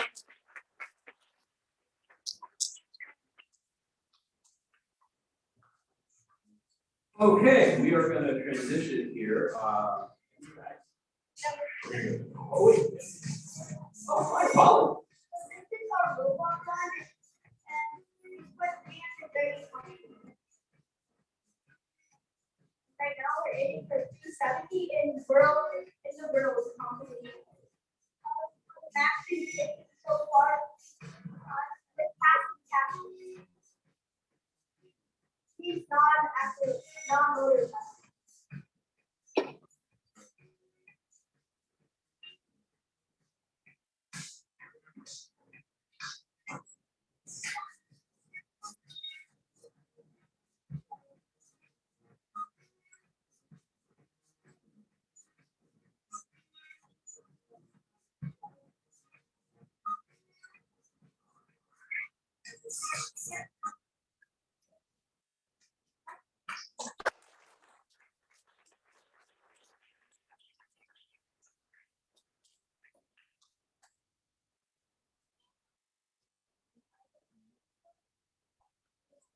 You guys sure?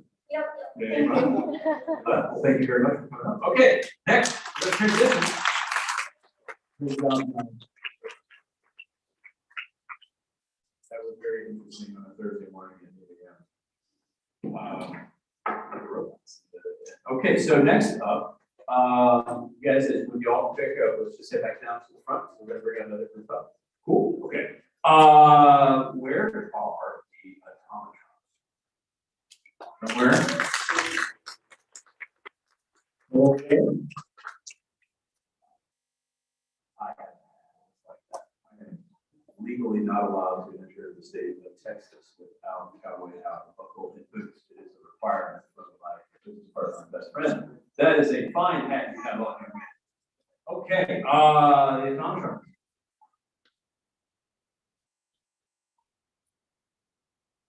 You need one of these. Maybe two of these.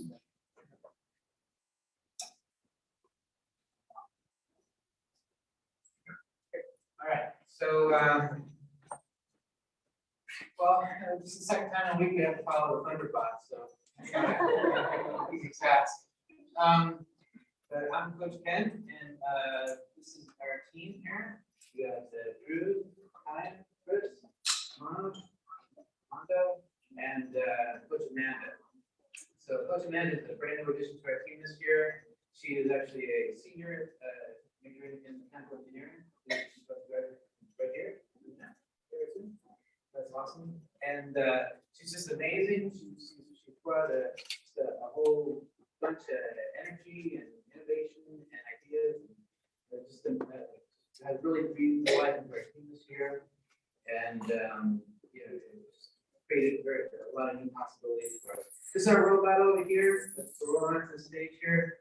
We sometimes call it Bridget.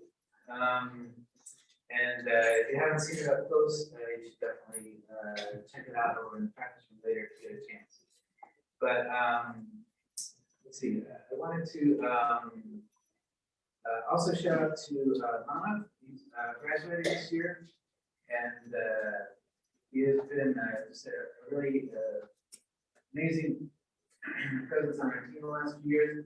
I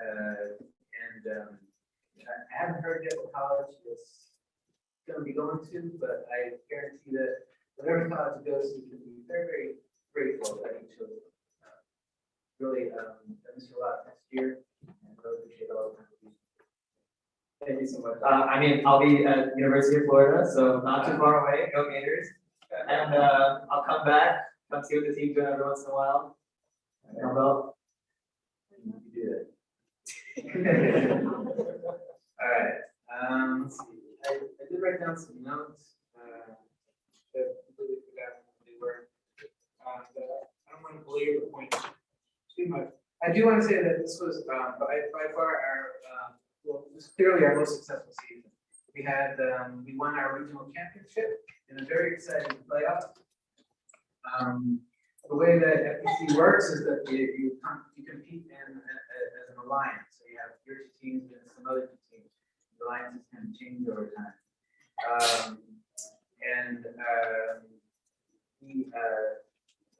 We did well throughout the season, and then we wound up being ranked number 3 going into the playoffs.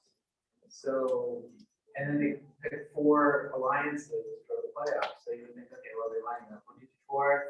Okay, number 1, pick your alliance. Number 2, pick your alliance member, your team. But they don't do that. They take the number 1 team and say, who would you like to be paired with? And they say, we'd like to be paired with the number 2 team. So we were the number 3 team. So we had to beat both the 1 and 2. And so it was quite a tremendous upset. All right. So I've been monopolizing, but if anybody has something to say. I just want to add on to that.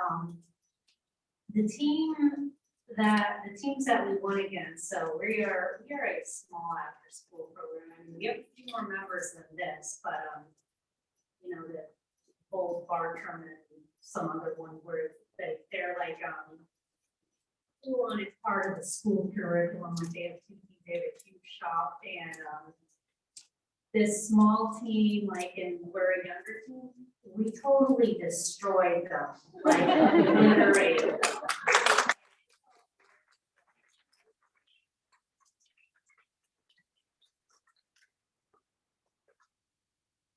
Yeah, and also from last season to this season, we've improved majorly, like in every way possible. And we have to thank our sponsors for a majority of that. And our sponsors, SHIVA Roboticist, Plug Point, and Innovative Wind Energy, have really provided us with, additional funding so that, we could build and upgrade our robot. And for example, we have upgraded our base from, from Tetrix to Go Builda, which, made our robot base more stronger and sturdier. And that helped us a lot in our competitions. And we even decided to add some 3D printed parts to our robot, which allowed us to, it made our robot more efficient during the competition because and also our team members could agree that we learned a lot from designing custom parts. And it provided a new experience and new aspect for us to learn from. Yeah, so we learned how to make our own parts, which really helped us improve in our performances during our competitions. Whereas at the beginning of the year, we used mainly just parts that we got from these kids. And it helped us, but it wasn't the best. We knew we could do better. So being able to make our own parts helped us a lot, and eventually we made it to state. So it's been really great for us.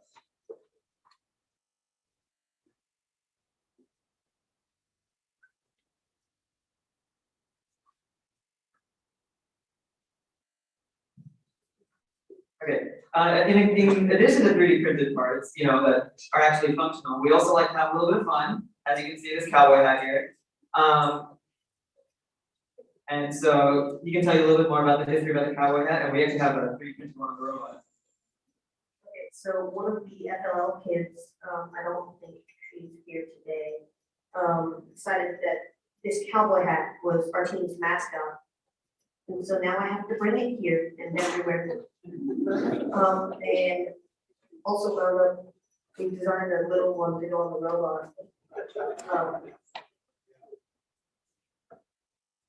Yeah, we say it gives us good luck at the competitions.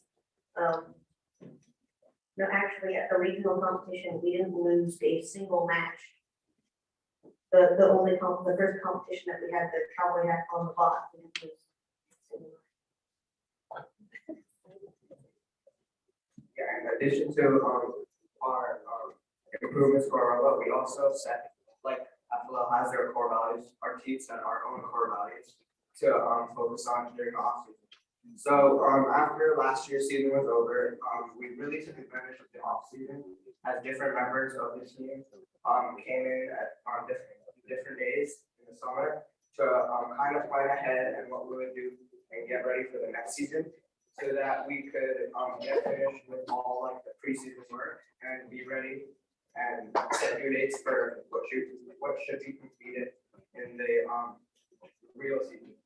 And I think that aspect really helped us because as you can see, our ranking is much higher than it was last year to this year.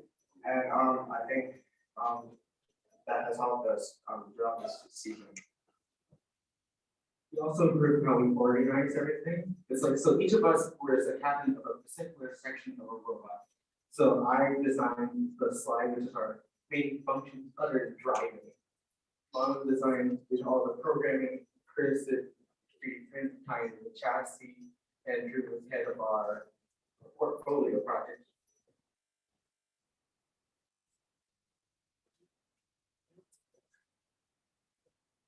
This year we used Go parts for most of the chassis. And we used different wheels from last year. We improved them from Tetrix to Go as well.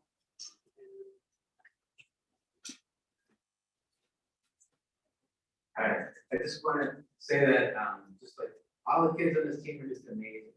They this robot does computer vision. I'm a professional computer programmer. I have no idea how it does it because I wasn't involved. The kids did it, right? The 3D printing, all these 3D printed parts on here. The kids know how to do that. I don't have any idea how to 3D print. But they 3D printed these alliance markers, the ripper, the way that they mount the camera on, the battery holder, all these different things. These numbers over here, these things are all 3D printed. And the kids know how to do this stuff. If they don't know it, there are other kids and they just share knowledge with each other. And they're just amazing. But I also want to say that there's ample opportunity where we can't wait to have some of you guys get up here and join our team. There's so much talent out there, and we need all kinds of people. We need people to program, we need people to build the robot, we need people who understand gear ratios better than I do, which is like a look through a robot. And also non-robots. We need people who want to do videos, want to do social media, want to do websites for us. Start getting some data analysis stuff here. So, let's see. So, you know, just really excited to see all of you joining our team in the future. Wow, that was fantastic. How would that, right? One more round of applause for the Yeah, put it away upside down. You know why? Because you don't want to let your luck run out. All right, guys. Thanks, Dale. No, it's a true story. I think I'm joking. Okay, as we're rounding our faces back home, sir, let me get a couple of this.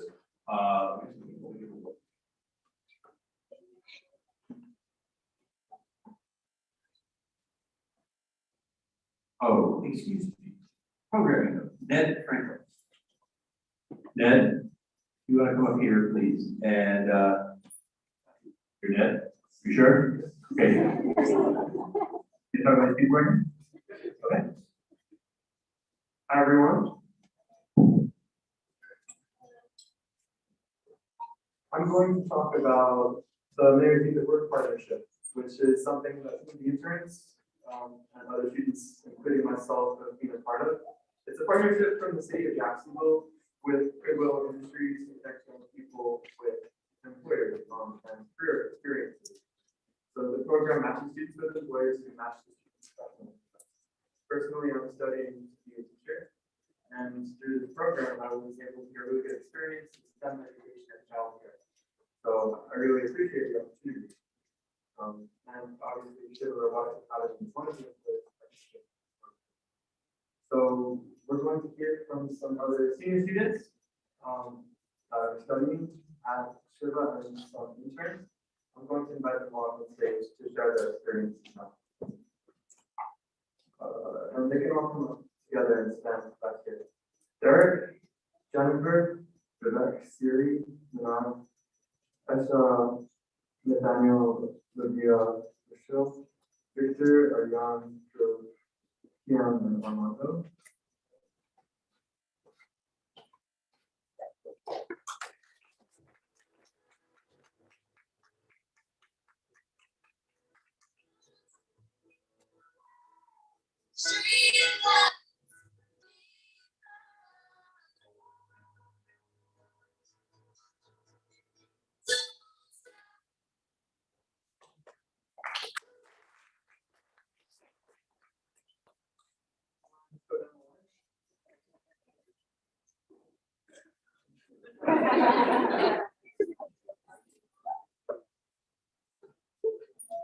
Hello, my name is Nicole, and I want to tell you guys a little bit about my robotics journey and story. So I found out about robotics and fourth grade, didn't really get involved until sixth grade. And I don't explain this. It was an adventure, to say the least. I joined an after-school program at my school, and our robotics team consisted of only 3 people, which was very small, and it was a little bit intimidating compared to all the other sides of the teams. So I was a little scared, but we pushed through, and I had a great coach that helped me through that. So we went to our competitions, we did our thing, and we just did the best we could. And we won the judges award at the regionals event back in 2020. And during that time, we also went on a field trip to SHIVA Robotics, where I met Coach K, and where I also found out about FTC and metal robots. And when I found out about metal robots, I immediately wanted to be on the metal robotics team. So shortly after that field trip, the following summer, I went to one of the SHIVA Robotics camps. where I did FLL, a little bit videos we did from scratch, all that stuff, just getting really involved in robotics and finding about the ins and outs. And the following season, I joined SHIVA Roboticist, and I was Manav and my buddy Kyle back there. And we had our robotics season. Although it wasn't as good as their season they had this year, which was phenomenal, it was a fun season. And we did a lot of good, I met a lot of good people. After that, I became a volunteer at SHIVA Robotics the following summer, and I taught their kids. Shortly after that, I became an employee, not through the Mayor's Youth Program, but directly through Coach K. And this upcoming summer, I will be the summer field trip program coordinator. So I will be overseeing 850 kids from different summer camps coming over to SHIVA, and I will be teaching them all about robotics.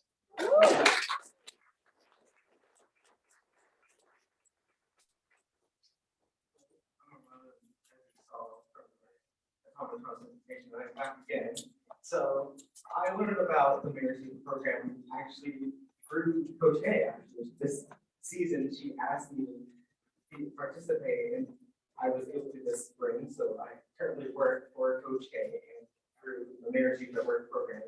And what I've learned about this experience for me is I learned how to communicate with people. I've learned how to have better speaking skills. I've learned how to teach kids and interact with them more.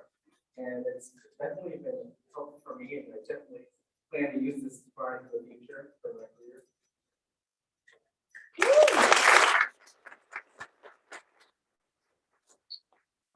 Hello, I'm Manav. Similar to Armando, I did the Mayor's Youth at Work program at Goodwill and SHIVA. I did both fall 2021 and fall 2022.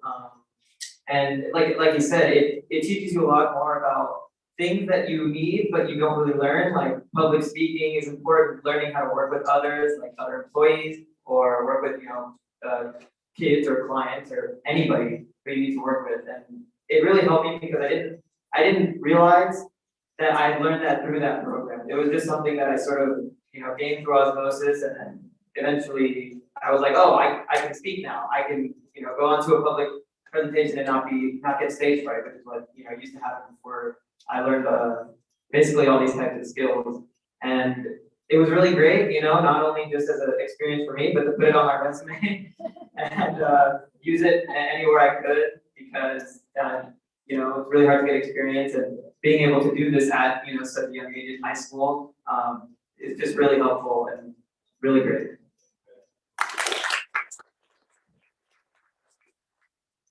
My name is Siri. You heard from me earlier. I started off as a student at SHIVA Robotics Academy in 2016, and I eventually competed for FLL as part of the Master Builders team. And then eventually, I didn't go back, but I still found my way. And I became a referee at the FLL competitions when I was in 9th grade. And through that experience, as I was refereeing for Coach K's teams, she asked me to coach one of her teams, Thunderbolts. So I started coaching them last year with the daycare, and although we didn't have that great of a season as a rookies, we got here today, and we're finally going to World Festival.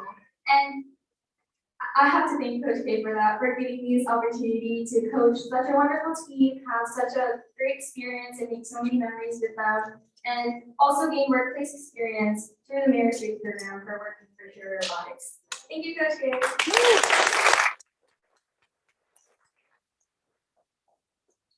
My name is Derek. I'm 18 years old. I actually go here at the University of Florida, currently studying mechanical engineering. And I was actually in SHIVA when I was younger, back in 2016. I was a student, and I always been in love with robotics ever since then. So it's really great to come back and be interning with SHIVA, teaching kids how to build robots, program robots, and coaching other teams like the Master Blasters this season. And also now I'm going to Houston with the Lego Monsters. So yeah, it's a really cool journey. And if I never went to SHIVA, I would not have such a passion for technology like I do now. So I owe a lot to it right now.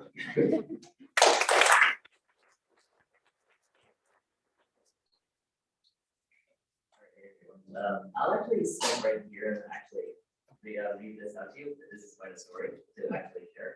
So.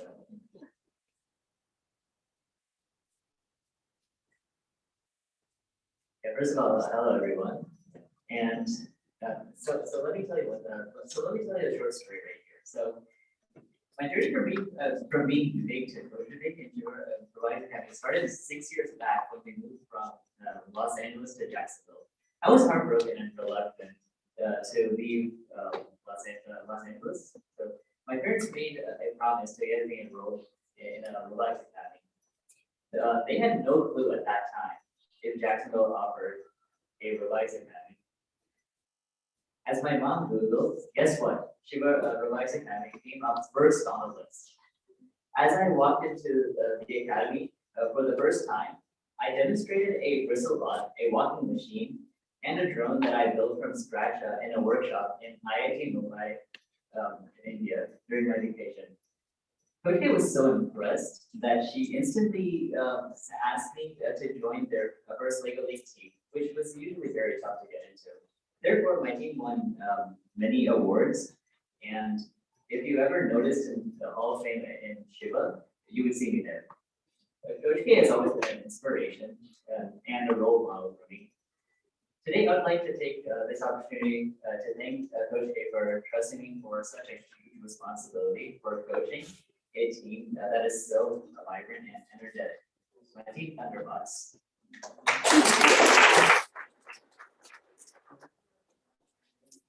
Feels so proud. I can't wait to be with them in Houston for the World Championship. Thank you very much.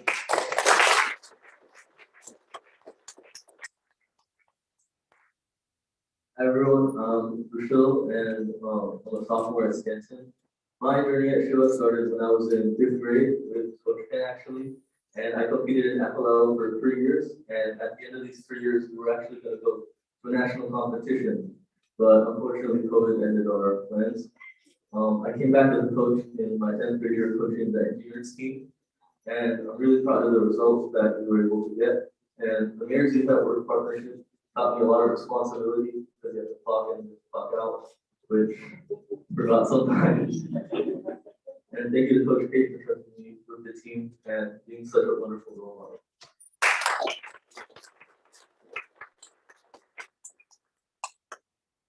Hey everyone, I'm Victor, and although I haven't been with SHIVA for as long as some of these other people have, it's been a really great experience to be able to coach FLL again, because when I did FLL back in 7th and 8th grade for my school team, we did make it to state both years, but both years were COVID years, so they got canceled. And it's just been a really, really great experience to come back and be able to watch kids do what they love and have fun. And right now I'm a sophomore at Stanton, and I do FRC on the community team here at Jacksonville, Team Resistance. And it's been a pretty great season for both FLL and FRC, and I'm really, really proud of that. And yeah.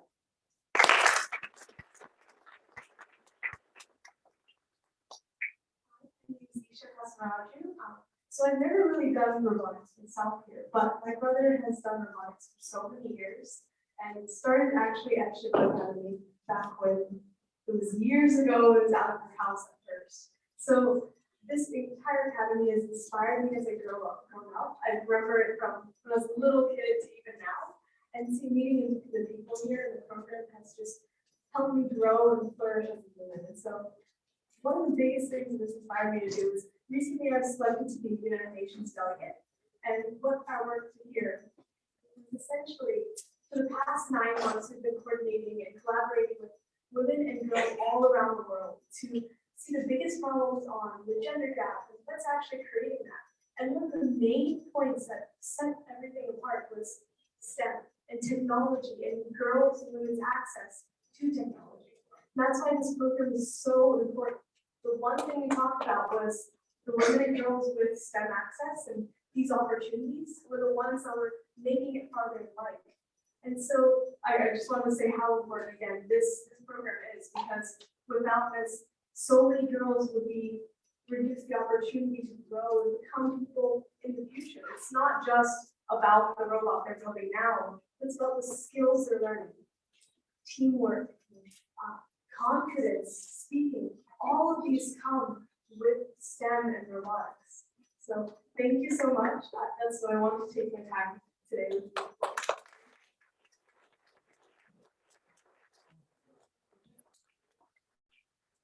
Awards. You need to come help me up here, please, young lady. For all the people in the back, do me a favor. Can you help us with the awards? Can you guys, as one giant team, congratulations to the people that we know what we're supposed to do out of the time? Thank you so much. Your coaches, you made my day. Thank you so much. Those words are so heartfelt. It made me so glad, and you are happy to bring so far. Thank you. Okay, guys, and we wrapped it up, and then there's food back there. Sarah's gonna help you with some of these awards. So I know, look at the color code, it's great. Alrighty, so we'll get started first with our recreational students. These students attend classes every Wednesday and Saturday to learn more about Lego coding and programming to build up their skills, which will eventually prepare them to compete in the FLL competitions. We'll start with our Spike Gearheads. When I call your name, please come on up to the stage and receive the medal from our youth coaches. Starting off, Joseph Heath, Rory Vito, Maxine Provost, Alexander Divers, Josiah Jackson, Joshua Adedoan. I apologize beforehand if I pronounced your name wrong. I'm sorry. Ritu Nair, Rio Fisk, Ernest, Alois Savaku, sorry, Surya Nadakuduru, Charbel Kanchat, Dylan Brock, Ashwin Narayan Vidyasagar.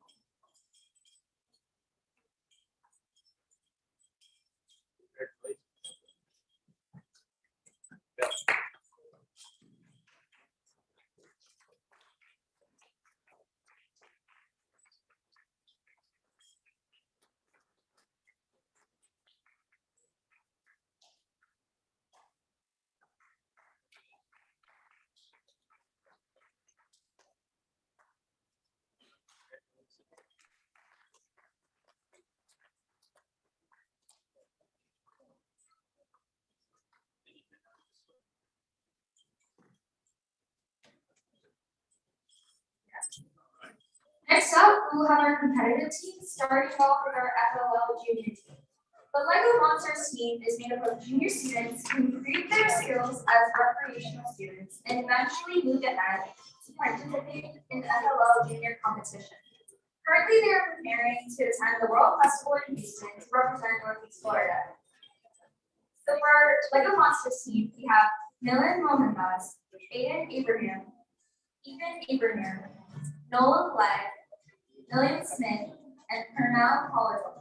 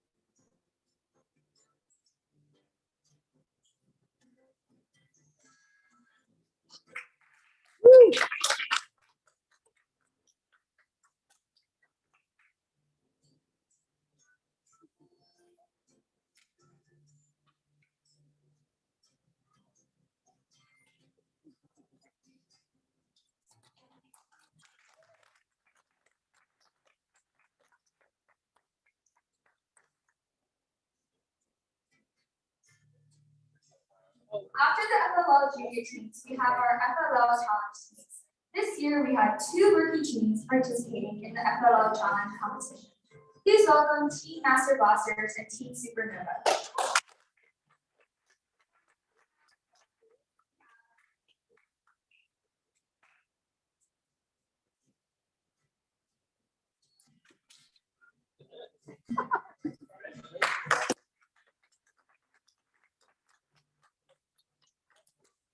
Team Supernova, we have Marcus McKee, Vincent Capelli, and Adam Cepega.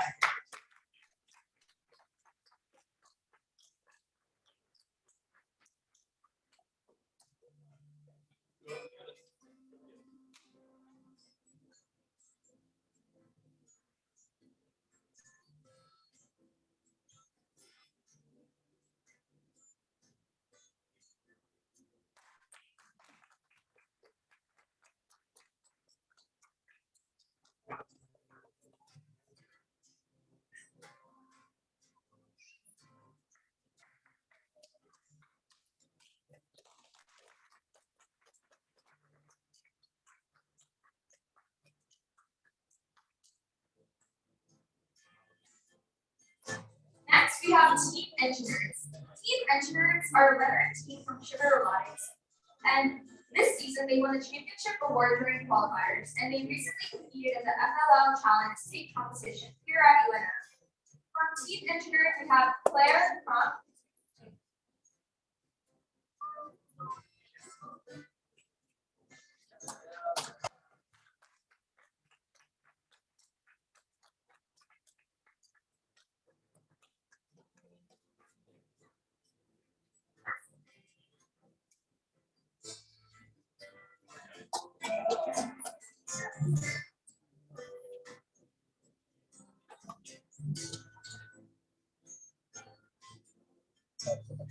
our final FLL team is Team Thunderbots, who you recently heard from in their presentation.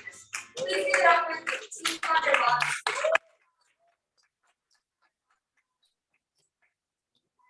Vishal Takagi, Ahel Nambiar, Pasha Pillai, Aryan Nandini, Samit Patula, and Adit Gupta.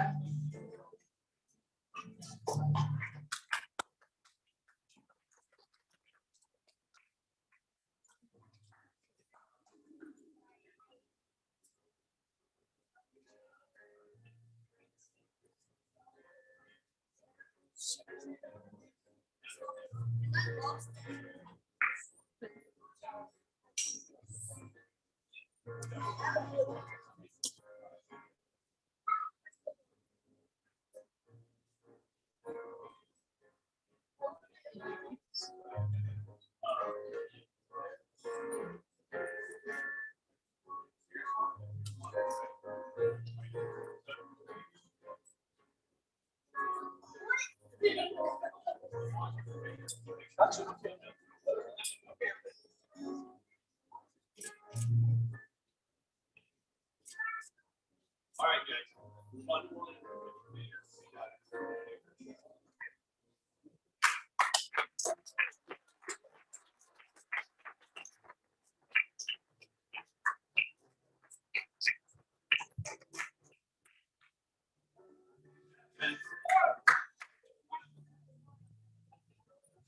Finally, we have our first tech challenge team, Team SHIVA Roboticist. They recently won the regional championship. They are regional champions this season. Please welcome SHIVA Roboticist. We have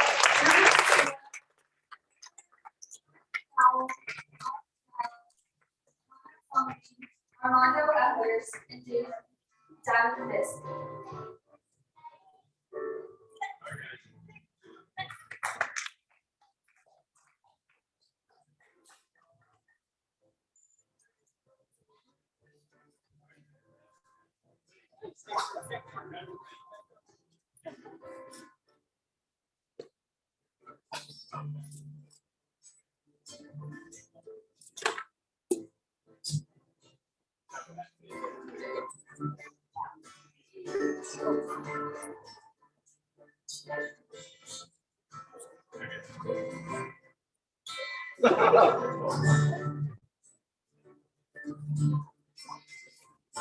All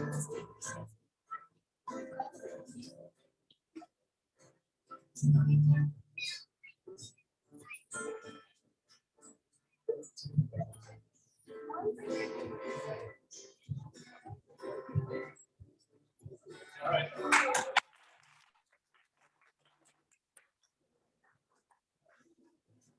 So we have our youth coaches who you've recently heard from as part of the Mayor's Youth Program.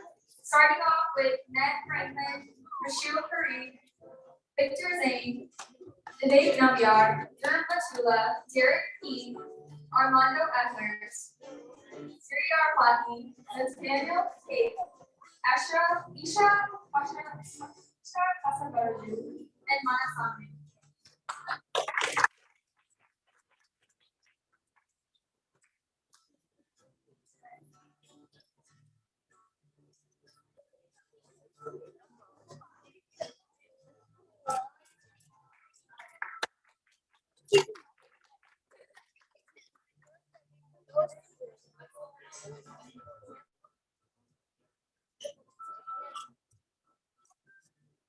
So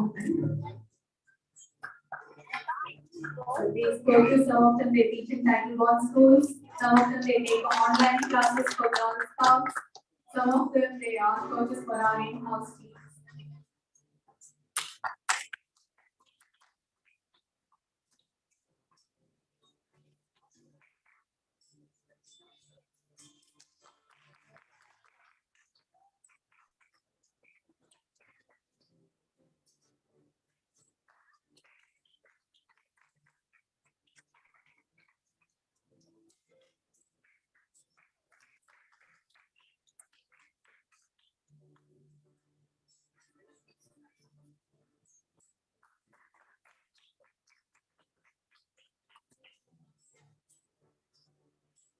Hey, gentlemen, ladies over there, you got a great idea.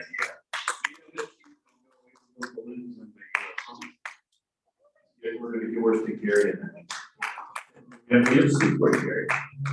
Would you like to be a separatist, part of the SIF? Okay, then for all of our other, award winners, if you guys. Okay.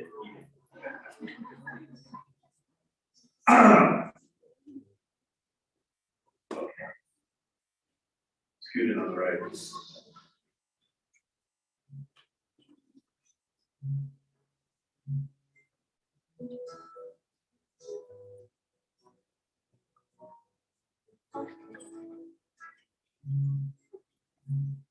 These are the students who will be teaching our 815 field trippers for the summer camp.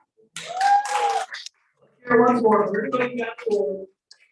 And for every single parent that talks this happens with their children. Hey, kids, give your parents a round of applause.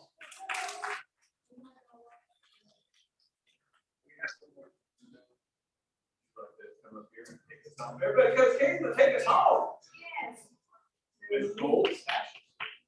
So these are for the seniors who you saw here today. They were just our local babies, okay, who are parent here, but we have students, senior students who have gone to other colleges out of state and they have got even full ride college scholarships. So today we are here to honor 3 of our seniors. Seniors, can you come to the stage? Sri, Vivek, and Manav. We have a special back seat.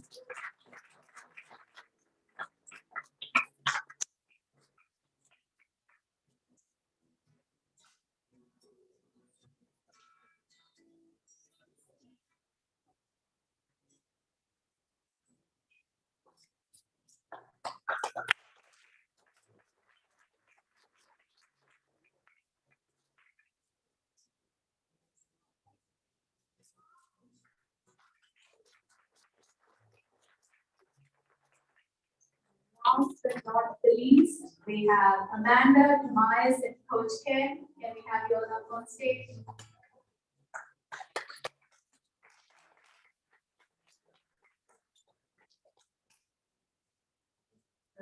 right after my kid's name, I would have said Tobias' name the most. Every single parent in here, you must have heard. If you ask me a question, I would say, ask Tobias, he would know the answer. Ask Tobias, he would know the answer. So Tobias, his last day at SHIVA, it's coming soon. So where are you up to, Tobias? I'm going to LIS, Municipal Services International.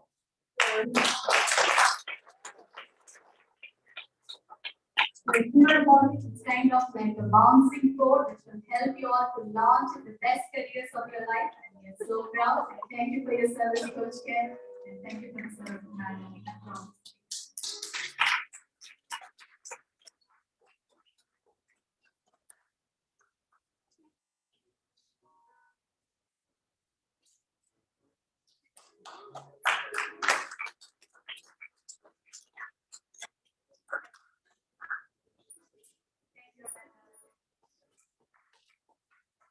Adults that are receiving awards to the stormtroopers, please. Gary and Coach Ken.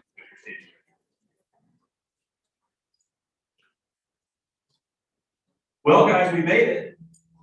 The other parents feel like they need one of these. This one says, to the parent that spent all of his or her time, talent, and treasure to make our children better, we salute you. It has sparkles, right? Okay, so we're getting done. So as these young ladies here are going to take us out with a really cool song of their favorite decision. Food is that way. Anybody here have any questions, thoughts, comments, complaints, arguments, votes? Take this modification. Okay, we're done. Thank you very much.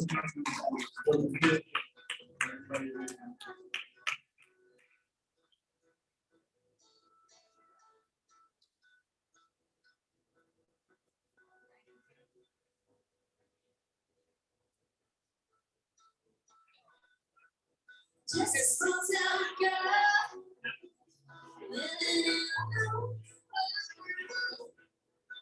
She took me midnight train from there. Just a city boy, all reasons to try. Took me midnight train from there.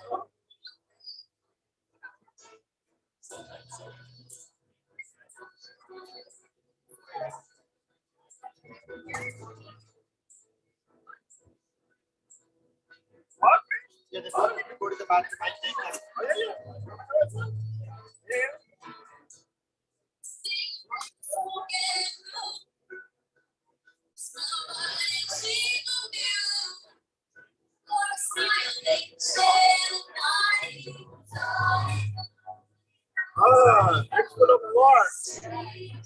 Whatever. Anyone have that for the award? All everybody what do like to do? What do you think you like?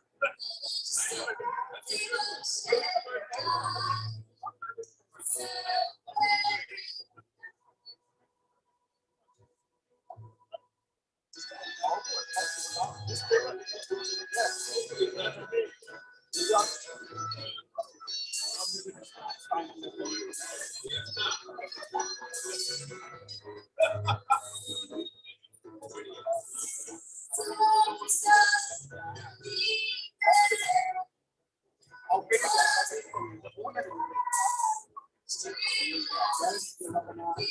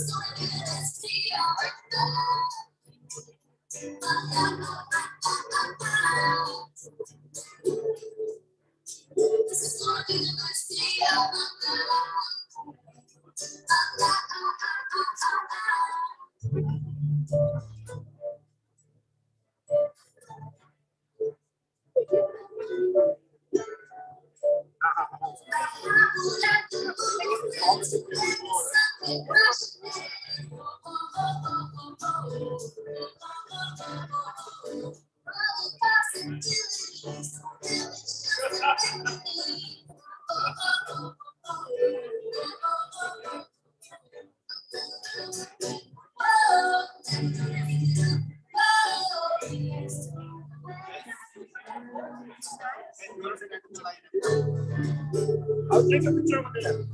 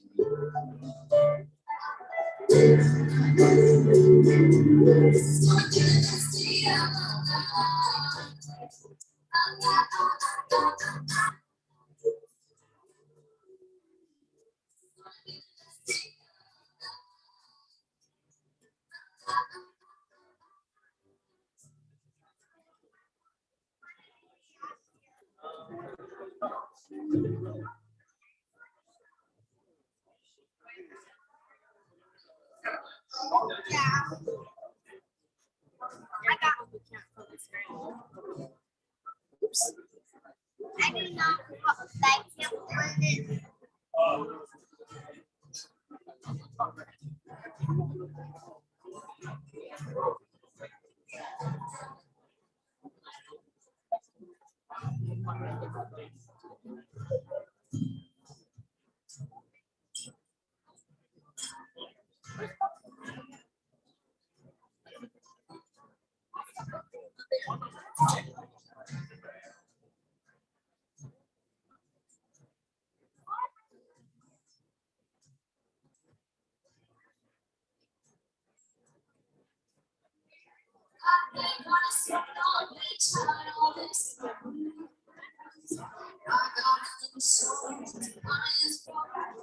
Hi there.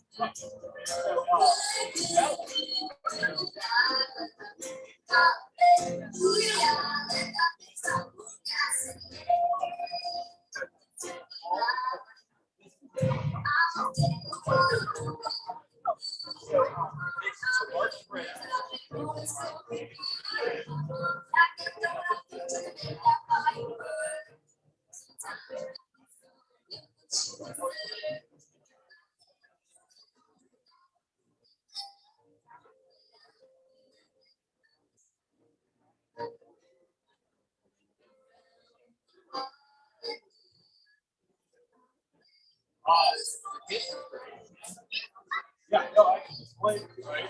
It's step on line.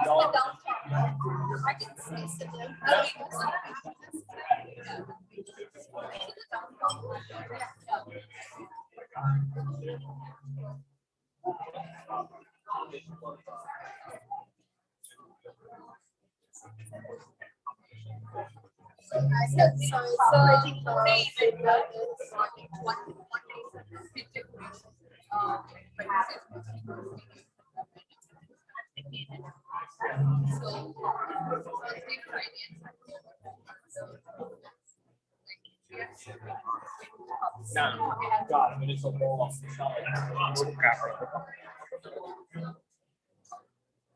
Yeah, because they're 100 plus teams,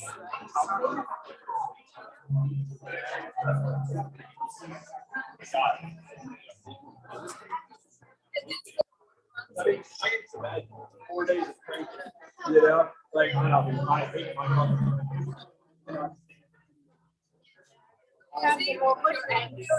Then you just take that, right, you know. So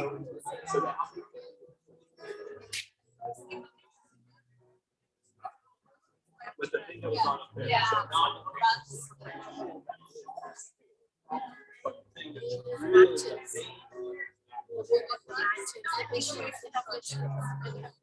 so they got you on the both sides.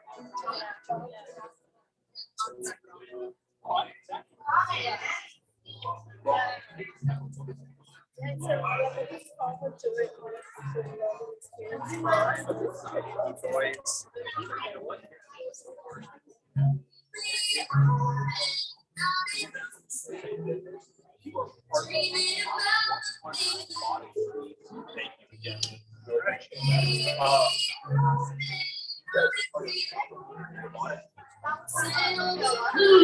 there, are you okay? So cool. Hi, next time, you need to get those guys down early. Well, you know, they don't want to get down. No, here's my problem. So I've got 2 clocks and collides next to you. Pretty much a box.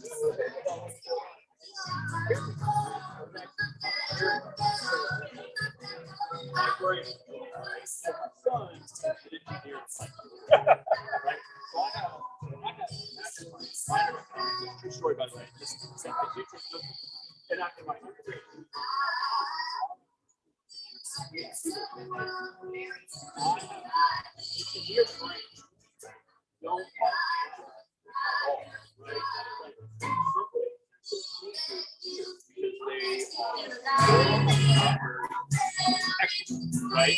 So.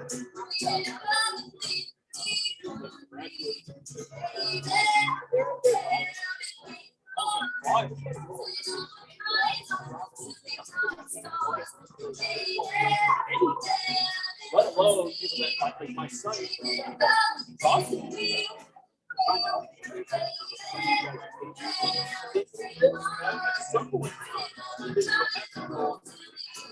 Right? At some point, it's gotta happen.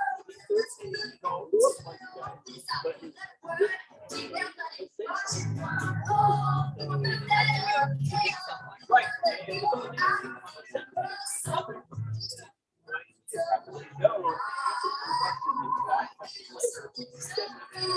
Not everything will go that way, so you don't want to catch up.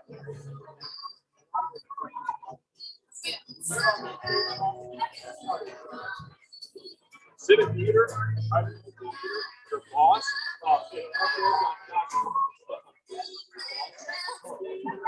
and or stab with the throat, right?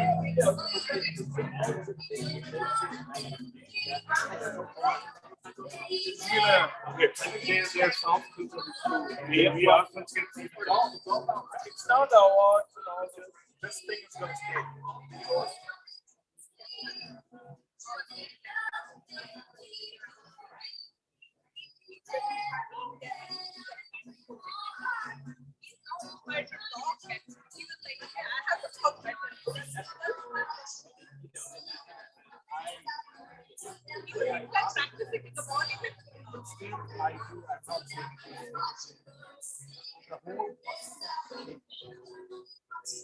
I don't know what happened. You know, before when we practice at home, how to talk, something really I'll show you. Right?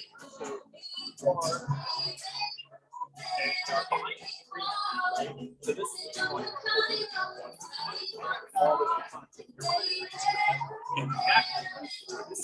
This is the camera. He's standing right here. And the kid, they're talking to Patrick, and Patrick's like doing this and doing this. So when you're watching them, he's behind here doing one of whatever, that. And that's what helped them. That made them think that information was good. They saw themselves on the thing. I called the producer. I called Patrick. Yeah, like almost in one shot. They wanted to do it, and those are like. I heard about it. You know how much it was like. Hi there. She just joined. Hi, I'm Steven. Oh, yes. I don't have any shells. Hi, I'm Steve. Very nice to meet you. It's the thing. So anyway, it was so when I showed it at 8:30 this morning. So 8:30. Yes. 8:29. She was here. Are you guys ready? And this was like without any rehearsal. And you know, like, okay, no idea what they were going to talk. And you know, switch on. They were like, I think that's true. They had it in a bus. What was that? You know, so probably I didn't know.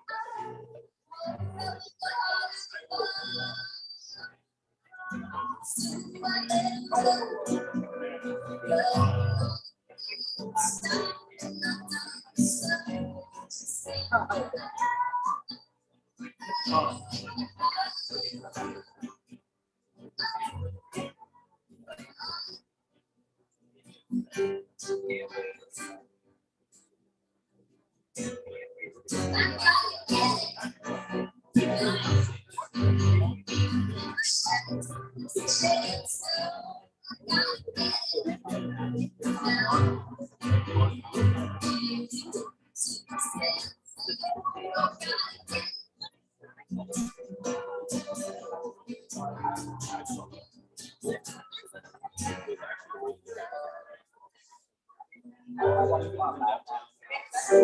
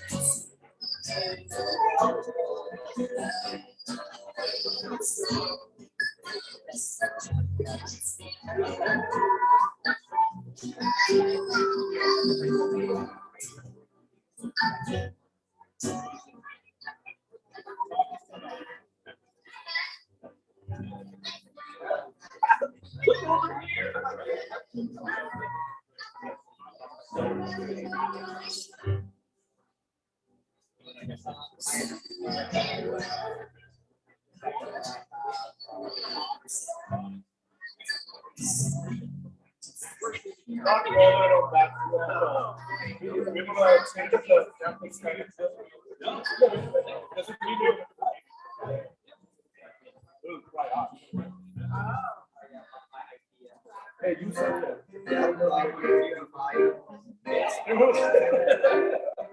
Ladies and gentlemen, I gotta run. See ya.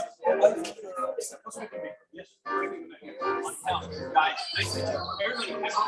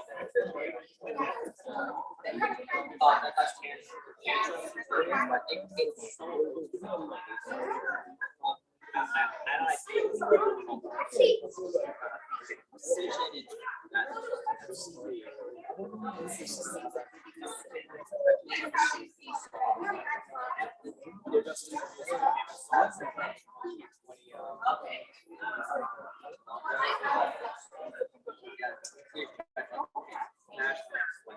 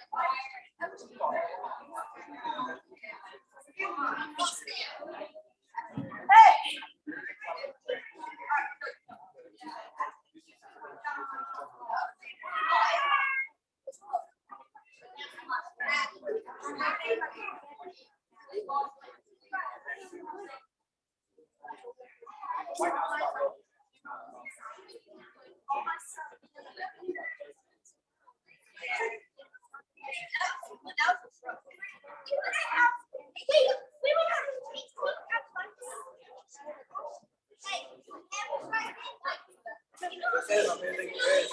I was waiting for that. It was awesome. You are also waiting for that. You are the only person in your team, who was there to present your team. Yeah, was it fun? Are you gonna like here? I was 6 tomorrow.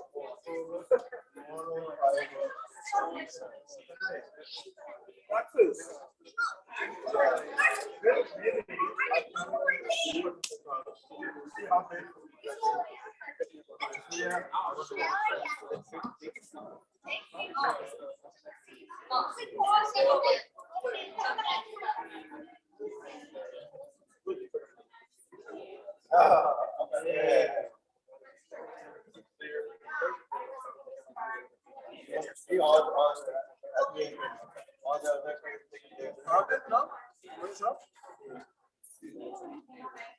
Camera has a critical junction में आता है ना, जटिल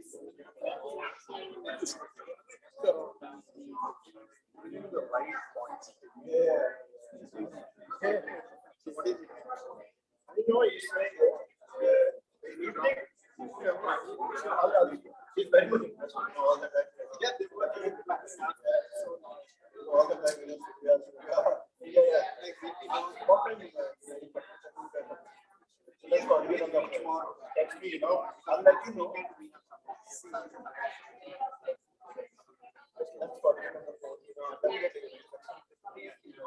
Like today,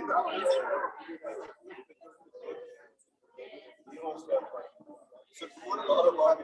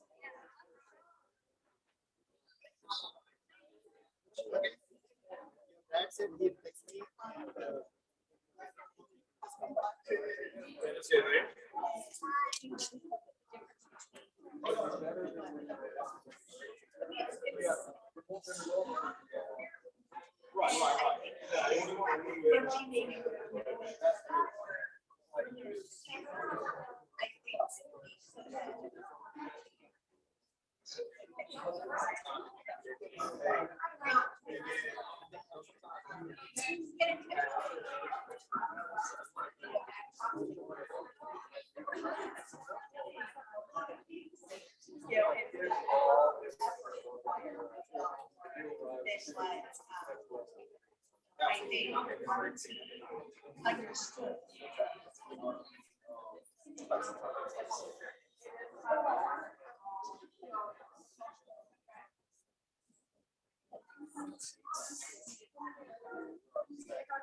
Yeah.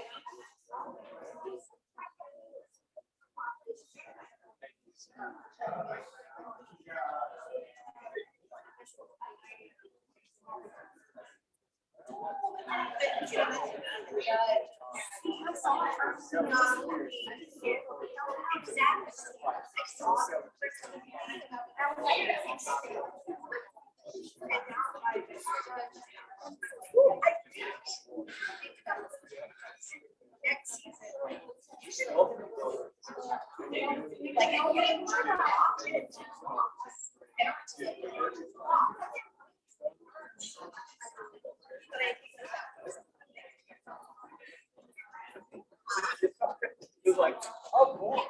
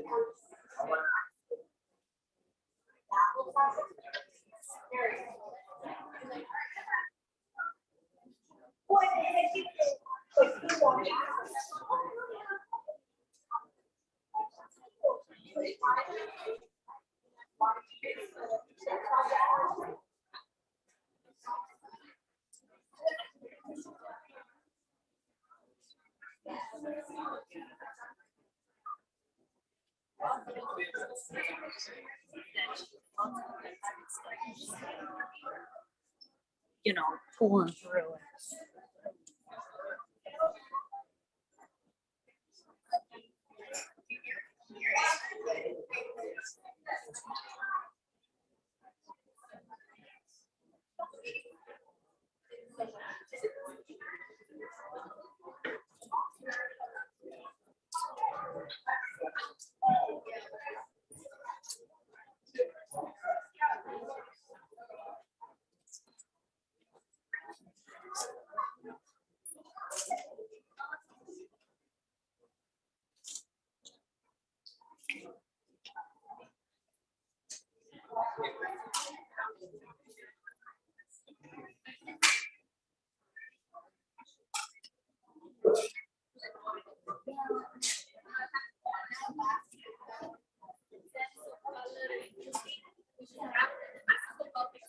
Oh, yes. It's definitely. Yes. Thank you.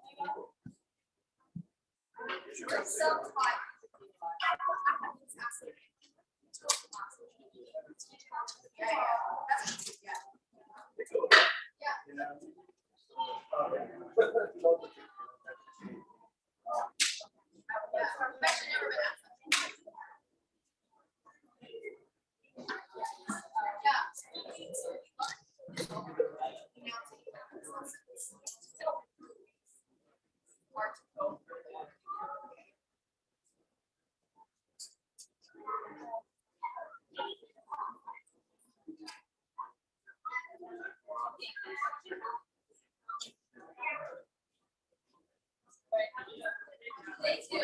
you.